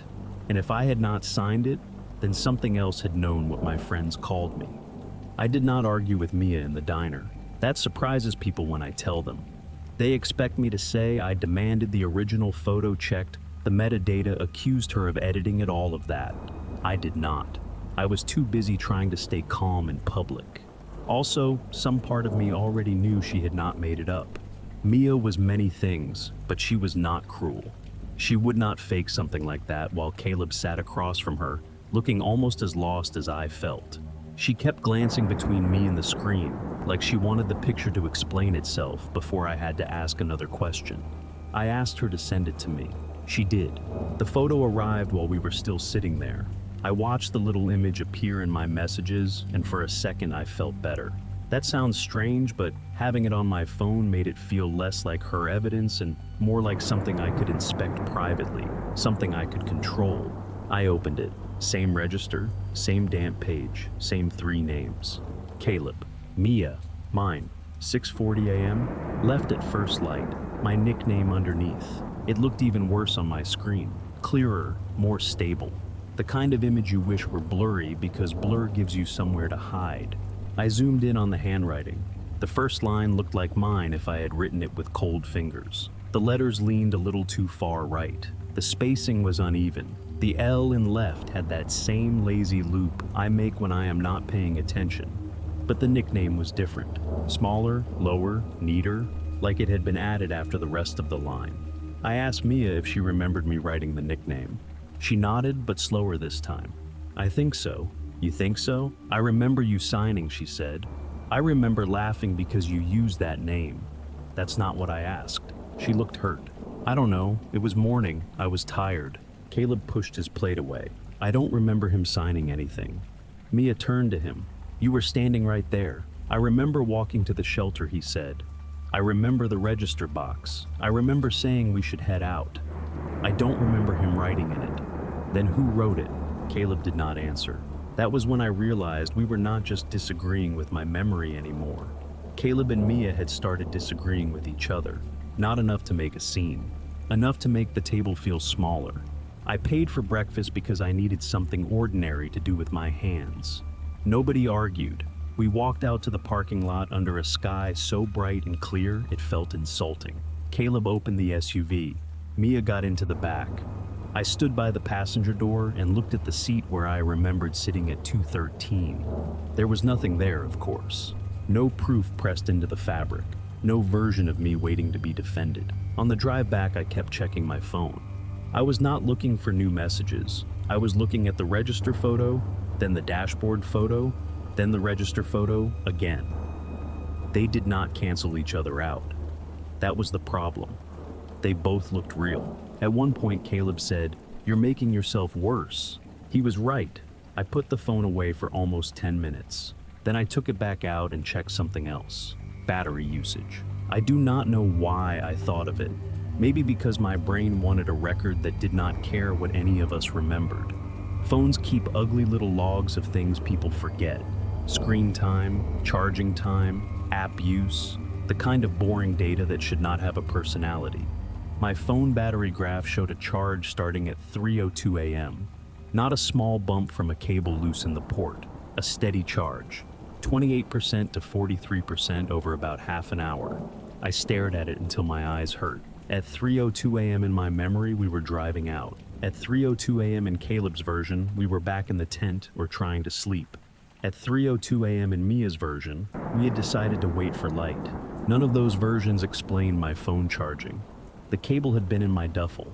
The power bank had been in the trunk. I remembered packing it there because I did not want to sleep with electronics in the tent. Caleb remembered the same thing. Mia did too. That was the first detail all 3 of us agreed on without hesitation. The power bank was in the trunk. My phone charged at 3:02. I asked Caleb if he had plugged it in. He kept his eyes on the road. Number. Mia leaned forward between the seats. Maybe you did when we sat in the car. I didn't have the power bank. Maybe it was already up here. It wasn't. Caleb said, could have been the car charger. I looked at the center console. The car charger was there now, but I had not used it. I remembered that because the USB port in Caleb's SUV was loose and kept disconnecting. We had joked about it on the way in. I plugged my phone into it right there. Nothing happened. I pushed the cable in harder. The phone connected for 1 second, then disconnected. Caleb glanced down. See, that should have made the battery log impossible. Instead, it made everyone quiet. We drove for a while without speaking. The highway rolled under us. Gas stations, exits, billboards, normal towns. The farther we got from the woods, the more childish the whole thing should have felt. But the battery log had changed the fear for me. Photos can lie by accident. People can remember wrong. But a phone charging for 30 minutes needs power. It needs a cable. It needs a hand. I started trying to remember 302. That was a mistake. At first there was nothing, just a blank wall where the time should have been. Then slowly pieces came in. Gray light, not full daylight, not night, that flat color before sunrise. Cold fingers around a pencil. Mia standing slightly behind me. Caleb saying, "Just sign it." I blinked and the image vanished. It had not felt like a memory. It felt like something pushed into the place where a memory should be. I said, "Pull over." Caleb looked at me. "What?" "Just pull over." He took the next exit and stopped at a gas station. Not because he believed me, because he could hear something in my voice. He parked near the air pump away from the other cars. I got out and walked to the edge of the lot. The air smelled like diesel and hot asphalt. A normal smell, a good smell. I held on to it. Mia came up beside me. "I'm sorry," she said. "For what?" "I don't know." That was probably the most honest thing any of us said all day. I asked her to tell me the register memory one more time. She closed her eyes for a second. "We walked up there after sunrise," she said. "You were ahead of us. Caleb had the keys because you gave them to him. The register box was wet. You said we should leave a note because the fire ring wasn't fully out when we left the site." I stopped her. "When we left the site?" She opened her eyes. "What? You said when we left the site?" "Yeah, to go to the shelter." She looked confused. "No, to leave. That doesn't make sense." "I know." Caleb joined us then. Mia looked at him like she wanted help, but he did not give it. He said, "I'm starting to remember the shelter." Nobody moved. He looked scared now, not irritated, not patient, scared. "You said you didn't remember me signing." "I didn't," he said, "but now I can see it." Mia whispered. "What do you mean now?" Caleb swallowed. "You were standing behind him," he said to her. "I was near the doorway." He had the pencil. He signed his name first. I asked, "And the nickname?" Caleb looked at me. His face changed. "What nickname?" I opened the photo again and showed him. He stared at the bottom of the register entry. The nickname was still there. He shook his head once. "That wasn't there." Mia said, "Yes, it was." "No," Caleb said. "It wasn't. I remember the page. I remember his full name. There was nothing under it." I did not say anything. I did not need to. The memory was changing while we talked about it. Not mine, his. Caleb sat down on the curb beside the air pump and put both hands on the back of his neck. Mia stood very still. I kept looking at the register photo until the screen dimmed in my hand. When it went dark, I saw my own reflection over the image. For a second, it looked like I was the one standing behind the page. Not in the photo, in the glass. I locked the phone and put it in my pocket. We did not go back to the woods. That is important. Nobody suggested it. Nobody said we should check the shelter or find the register or prove which version was right. Whatever had happened, all three of us understood one thing at the same time. Going back would only give it more places to correct us. So we went home. But on the ride back, Caleb kept glancing at me like he was waiting for me to say something. Finally, I asked what he wanted. He said, "At the shelter you weren't scared." I wasn't there. He did not argue. He just said, "That's what I mean." Then he faced the road again. And for the first time, I wondered whether the thing I should be afraid of was not the part of me that did not remember. It was the part of me that did. I waited 3 days before I called the ranger station. That was not restraint, it was avoidance. For 3 days, I tried to let the normal explanation win. We were tired. We had scared ourselves. We sat in the SUV at 2:13 with the headlights on, and my mind turned that into leaving. Mia took a register photo at dawn, and I forgot signing it because I was embarrassed. Caleb remembered pieces late because memory works badly after no sleep. That explanation was ugly, but it was usable. I wanted usable more than I wanted true. The problem was Caleb. He called me the second night after the trip and asked if I still had the dashboard photo. I said yes. He asked if the register photo still had the nickname under my name. I said yes. He was quiet for a long time. Then he said, I don't think it did when she first showed us. That should have made me feel less alone. It did not. It made the whole thing feel active. Like the memory was not damaged, like it was being revised. Mia stopped replying in the group chat after that. Not completely. She would answer normal things, work jokes, a picture Caleb sent of a ridiculous gas station sandwich. But if either of us mentioned the shelter, the register, or the time we left, she went silent for hours. So on the third day during lunch at work, I looked up the ranger station number and called from my car. A woman answered. I kept my voice boring on purpose. I said we had used a group site near the old shelter over the weekend, and I thought there might have been a checkout time mix-up. I did not say memory. I did not say impossible. I did not say anything that would make her lower her voice and ask if I needed medical help. She asked for the site area. I gave it. She asked for the date. I gave that too. Then I heard typing. For a few seconds, there was only the soft hum of my car's air conditioner and the clicking of her keyboard through the phone. Looks like there was a note, she said. My mouth went dry. What kind of note? Minor incident note, nothing serious. I closed my eyes. She read it like she had read 100 small public land problems before. Group contacted near shelter side at dawn. Fire ring not fully cold. Vehicle departed approximately 7:05 a.m. No injury reported. I wrote the words down on the back of an old envelope. Near shelter side, at dawn, 7:05 a.m. Everything in that note sided against me. Then she said one camper appeared disoriented but refused assistance. I opened my eyes. Which camper? There was a pause. I don't have full names in this summary. Was it me? I hated how fast I asked. Another pause, more typing. No, she said. According to this, it was Caleb. For a second, I thought I had misheard her. Caleb. Yes. That did not fit any version. In my memory, Caleb had been tense, but functional. He drove. He kept the SUV steady on the gravel. He did not talk, but he was not disoriented. In Caleb's version, he was the reasonable one. He was the one who remembered us waiting. He was the one who said I had wanted to avoid the road in the dark. In Mia's version, I was calm and strange. None of us remembered Caleb as the disoriented one. I asked what the note meant by disoriented. The woman hesitated. It says he had trouble confirming the time. I stopped writing. What does that mean? I'm only reading what's here, she said. It says one camper repeatedly asked if it was still before sunrise. That sentence did something to me. I could picture Caleb asking it, not because I remembered it, because now that she said it, my mind tried to make room for it. I saw him near the shelter steps, gray morning, his jacket half zipped, his face pale, asking if it was still before sunrise. I pressed my hand hard against the steering wheel until the image went away. Can I get a copy of that note? I asked. She said she could email a scan if I verified the name on the reservation. The reservation was under Mia. I gave her Mia's last name. The woman said that matches. Then she added, but the confirmation signature is yours. I did not say anything. She must have thought the call dropped because she said hello twice. I said I was still there. She asked if I wanted the scan.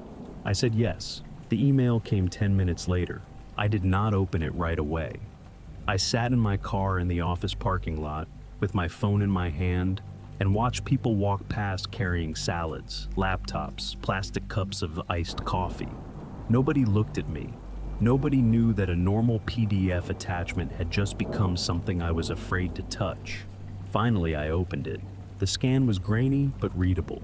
At the top was the Ranger District header, date, site area, weather clear, group of 3, no reported injury. The notes were exactly what she had read. Contacted near shelter side. At dawn. Fire ring not fully cold. Vehicle departed approximately 7:05 a.m. One camper appeared disoriented. Then near the bottom, there was a line labeled confirmed by. My full legal name was there. The handwriting was close to mine. Too close. Not perfect. A little tighter. A little more upright. But close enough that a stranger would accept it without thinking. Close enough that I hated myself for searching for differences. Under the signature was the time, 6:58 a.m. I took a screenshot and sent it to Caleb. He called immediately. I answered but did not speak. He said, "Why does it say me?" I asked, "You see that too?" "Yeah." "Do you remember asking if it was before sunrise?" "Number." His voice cracked on that one word. I believed him. That was the terrible part. I believed Caleb completely. I believed him the way I believed Mia when she said she saw me sign the register. I believed myself when I remembered leaving at 2:13. All of us sounded honest. All of us could not be right. Caleb said, "Send it to Mia." I did. She did not respond for almost an hour. When she finally did, it was not in the group chat. She texted me privately. I remember Caleb being worse. That was all. I stared at the message until the letters stopped looking like words. I called her.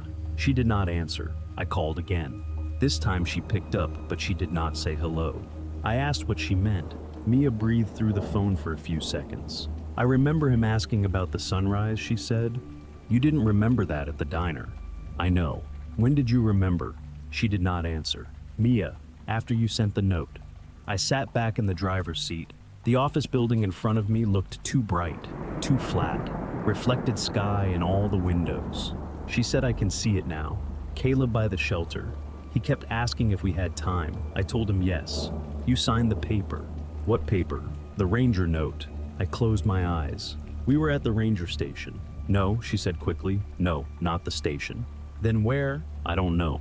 Her voice dropped. "I don't know, but I remember you signing it." That was the worst answer she could have given. Not because it was impossible, because it was incomplete in a way that felt familiar.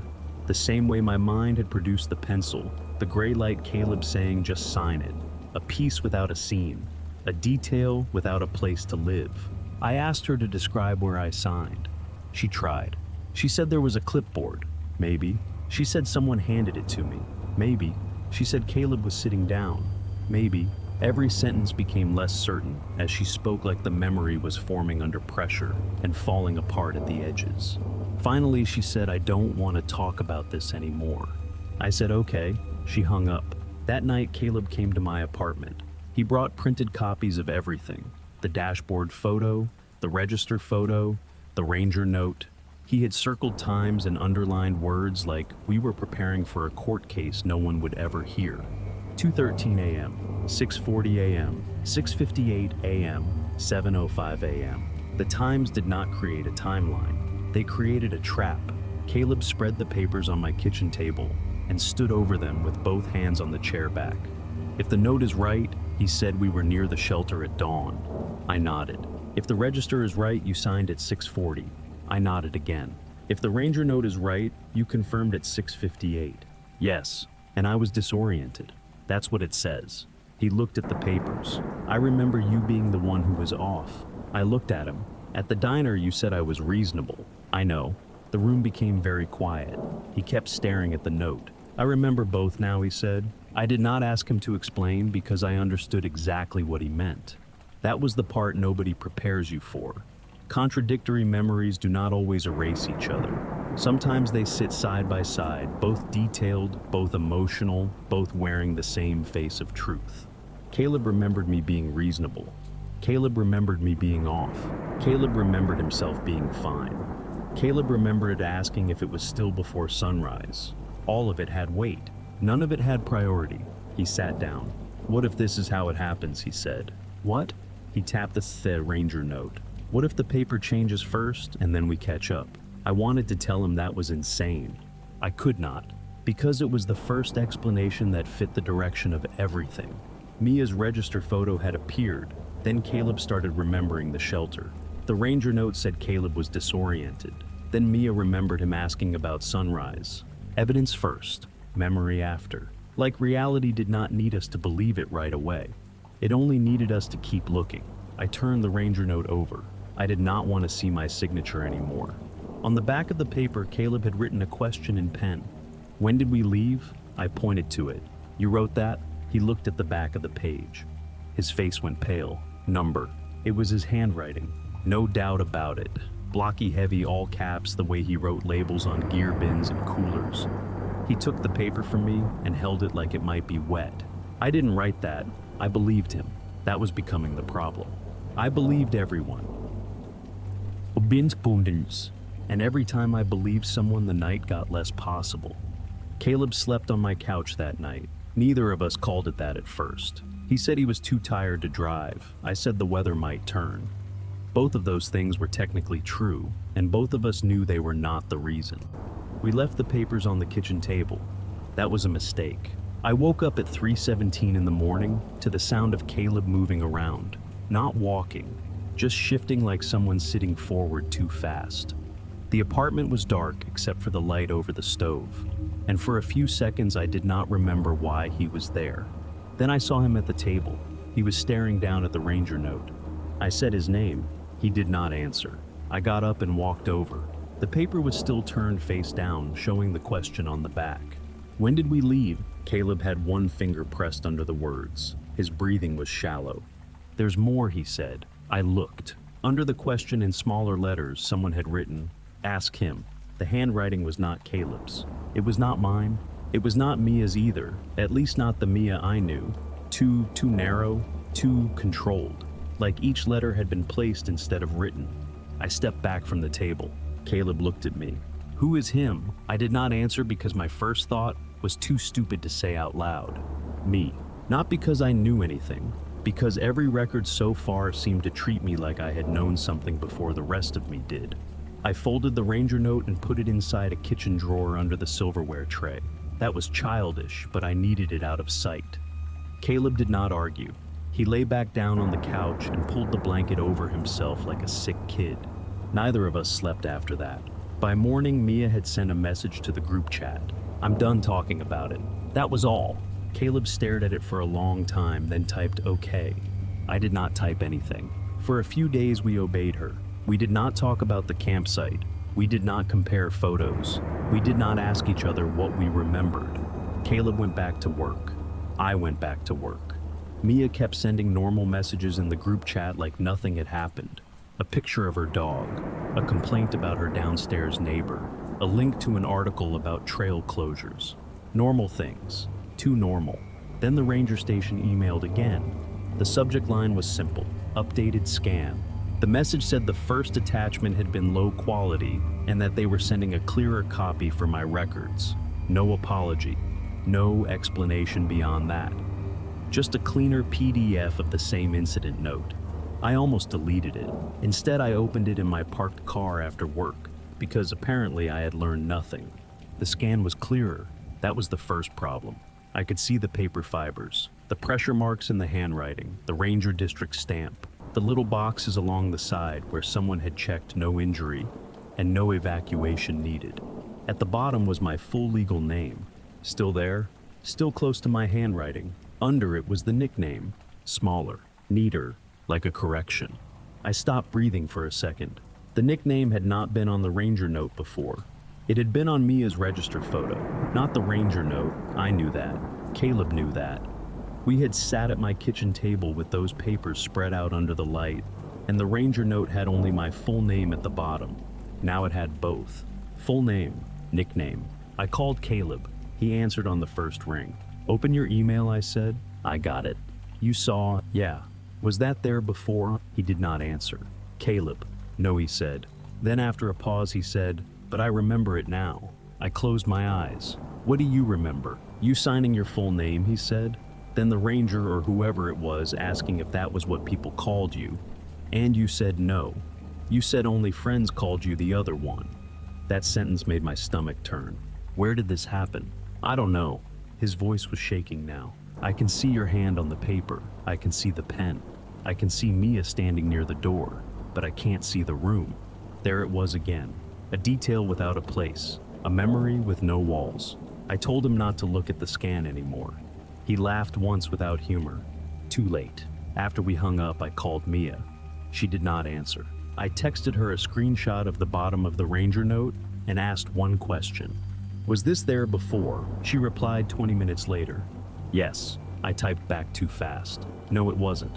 Her answer came almost immediately. It was always there.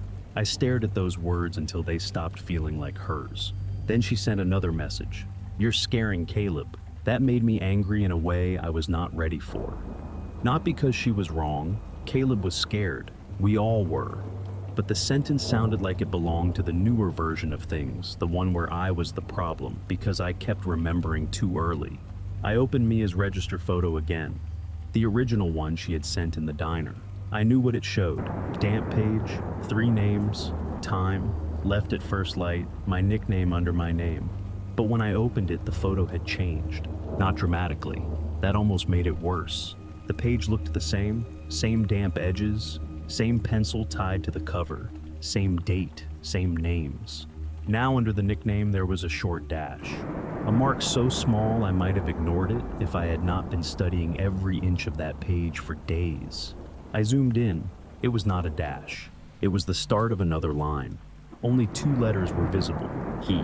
That was all. He. The rest of the line was cut off by the bottom edge of the photo. I went back to the message thread and looked at the thumbnail Mia had sent days earlier. Even in the tiny preview, the bottom of the page seemed lower now, like the photo had always included just enough space for that hidden line to begin. I messaged Mia, "Send the original again." She replied, "Why?" I typed, "Please." She sent it. The new image came through, also been responding. One name came in full resolution. Same register, same page. But this time the bottom was visible. Under my nickname in small writing was the line, "He remembered first." I read it once, then again, then I put the phone down on the passenger seat and sat with both hands flat against the steering wheel. I did not feel fear first. I felt exhaustion, a deep physical tiredness, like my body had finally understood that proof was not going to save me.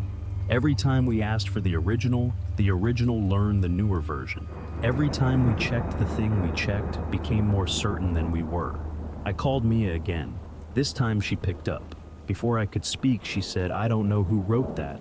Her voice was small. I asked if she remembered seeing it at the shelter. "Number." Then she breathed in sharply. "Wait." I said her name. She did not answer. "Mia, I can see it," she whispered. I closed my eyes. "Don't. I can see you looking at it." "Number." "You were standing over the register," she said. "You read it before you signed." I gripped the steering wheel. "That didn't happen." "I know." But she kept talking. "You read it and you smiled. Not like happy, just like you understood something." I wanted to hang up. I should have hung up. Instead, I asked the question that had been sitting inside me since the first Ranger note. What did I understand? Mia was quiet for so long I thought the call had dropped. Then she said, "You said Caleb would be next." I opened my eyes. The parking lot outside my windshield looked flat and ordinary. A woman pushed a shopping cart past my car. A kid dropped a paper cup and chased it under a bumper. Life kept refusing to match the conversation. "I never said that." "I know," Mia said. She was crying now. "I know you didn't, but I remember it." I hung up. Not because I was angry, because I could feel the memory trying to enter me. Gray light, damp page, pencil in my hand, the words at the bottom. He remembered first, and under that something else. Something not visible in any photo yet. Something my mind wanted to complete before the evidence did. I drove to Caleb's apartment. He did not answer the door at first. I called him. I knocked again. Finally, he opened it wearing the same sweatshirt from my couch, like he had not changed since leaving. He looked awful. I showed him the new register photo. He did not take the phone. He just looked at it from a distance. "I know," he said. "How?" He stepped back and let me inside. On his kitchen counter was a piece of paper. Not the Ranger note, not the register photo, just a blank sheet torn from a notebook. Across the top in Caleb's blocky handwriting were the words, "I remembered first." I stared at it. He said, "I found it this morning." "You wrote it." "I don't know." That was becoming the only honest answer anyone had. Below the sentence, another line had been written. Not in Caleb's handwriting, not in mine, not Mia's. Same narrow, controlled letters from the back of the Ranger note. "Then let him remember second." I backed away from the counter. Caleb said, "I'm not going back there. No one is asking you to." "You are." "I'm not." He looked at me with a fear I still see sometimes when I close my eyes. Not out loud. That was when I understood what Mia meant by too calm. Because part of me, some buried part that did not feel like imagination, knew where the shelter was. Not from the trail map, not from the reservation. I knew the angle of the door, the crack in the plastic register box, the pencil tied with dirty string, the cold gray light through the trees. And I knew without wanting to know that there was more written below the line. He remembered first, then let him remember second, then let her remember last. I did not tell Caleb. There are things you do not say because saying them gives them shape. We burned the paper in his sink. It smoked badly and set off the alarm. Caleb opened the windows. I ran water over the black curls of paper until they turned to gray pulp. It felt stupid. It felt useless. But neither of us knew what else to do. Mia blocked both of us that night.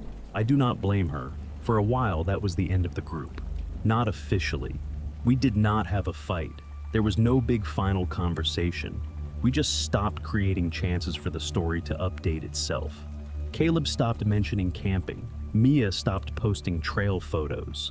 I deleted the register image from my phone, then deleted it again from recently deleted, then sat there feeling ridiculous because I knew deletion had become another kind of looking. Months passed. Sometimes I would remember leaving at 2:13 so clearly that I could smell the heater dust in Caleb's SUV. Sometimes, usually when I was tired, I would remember dawn. The shelter, the register, the pencil.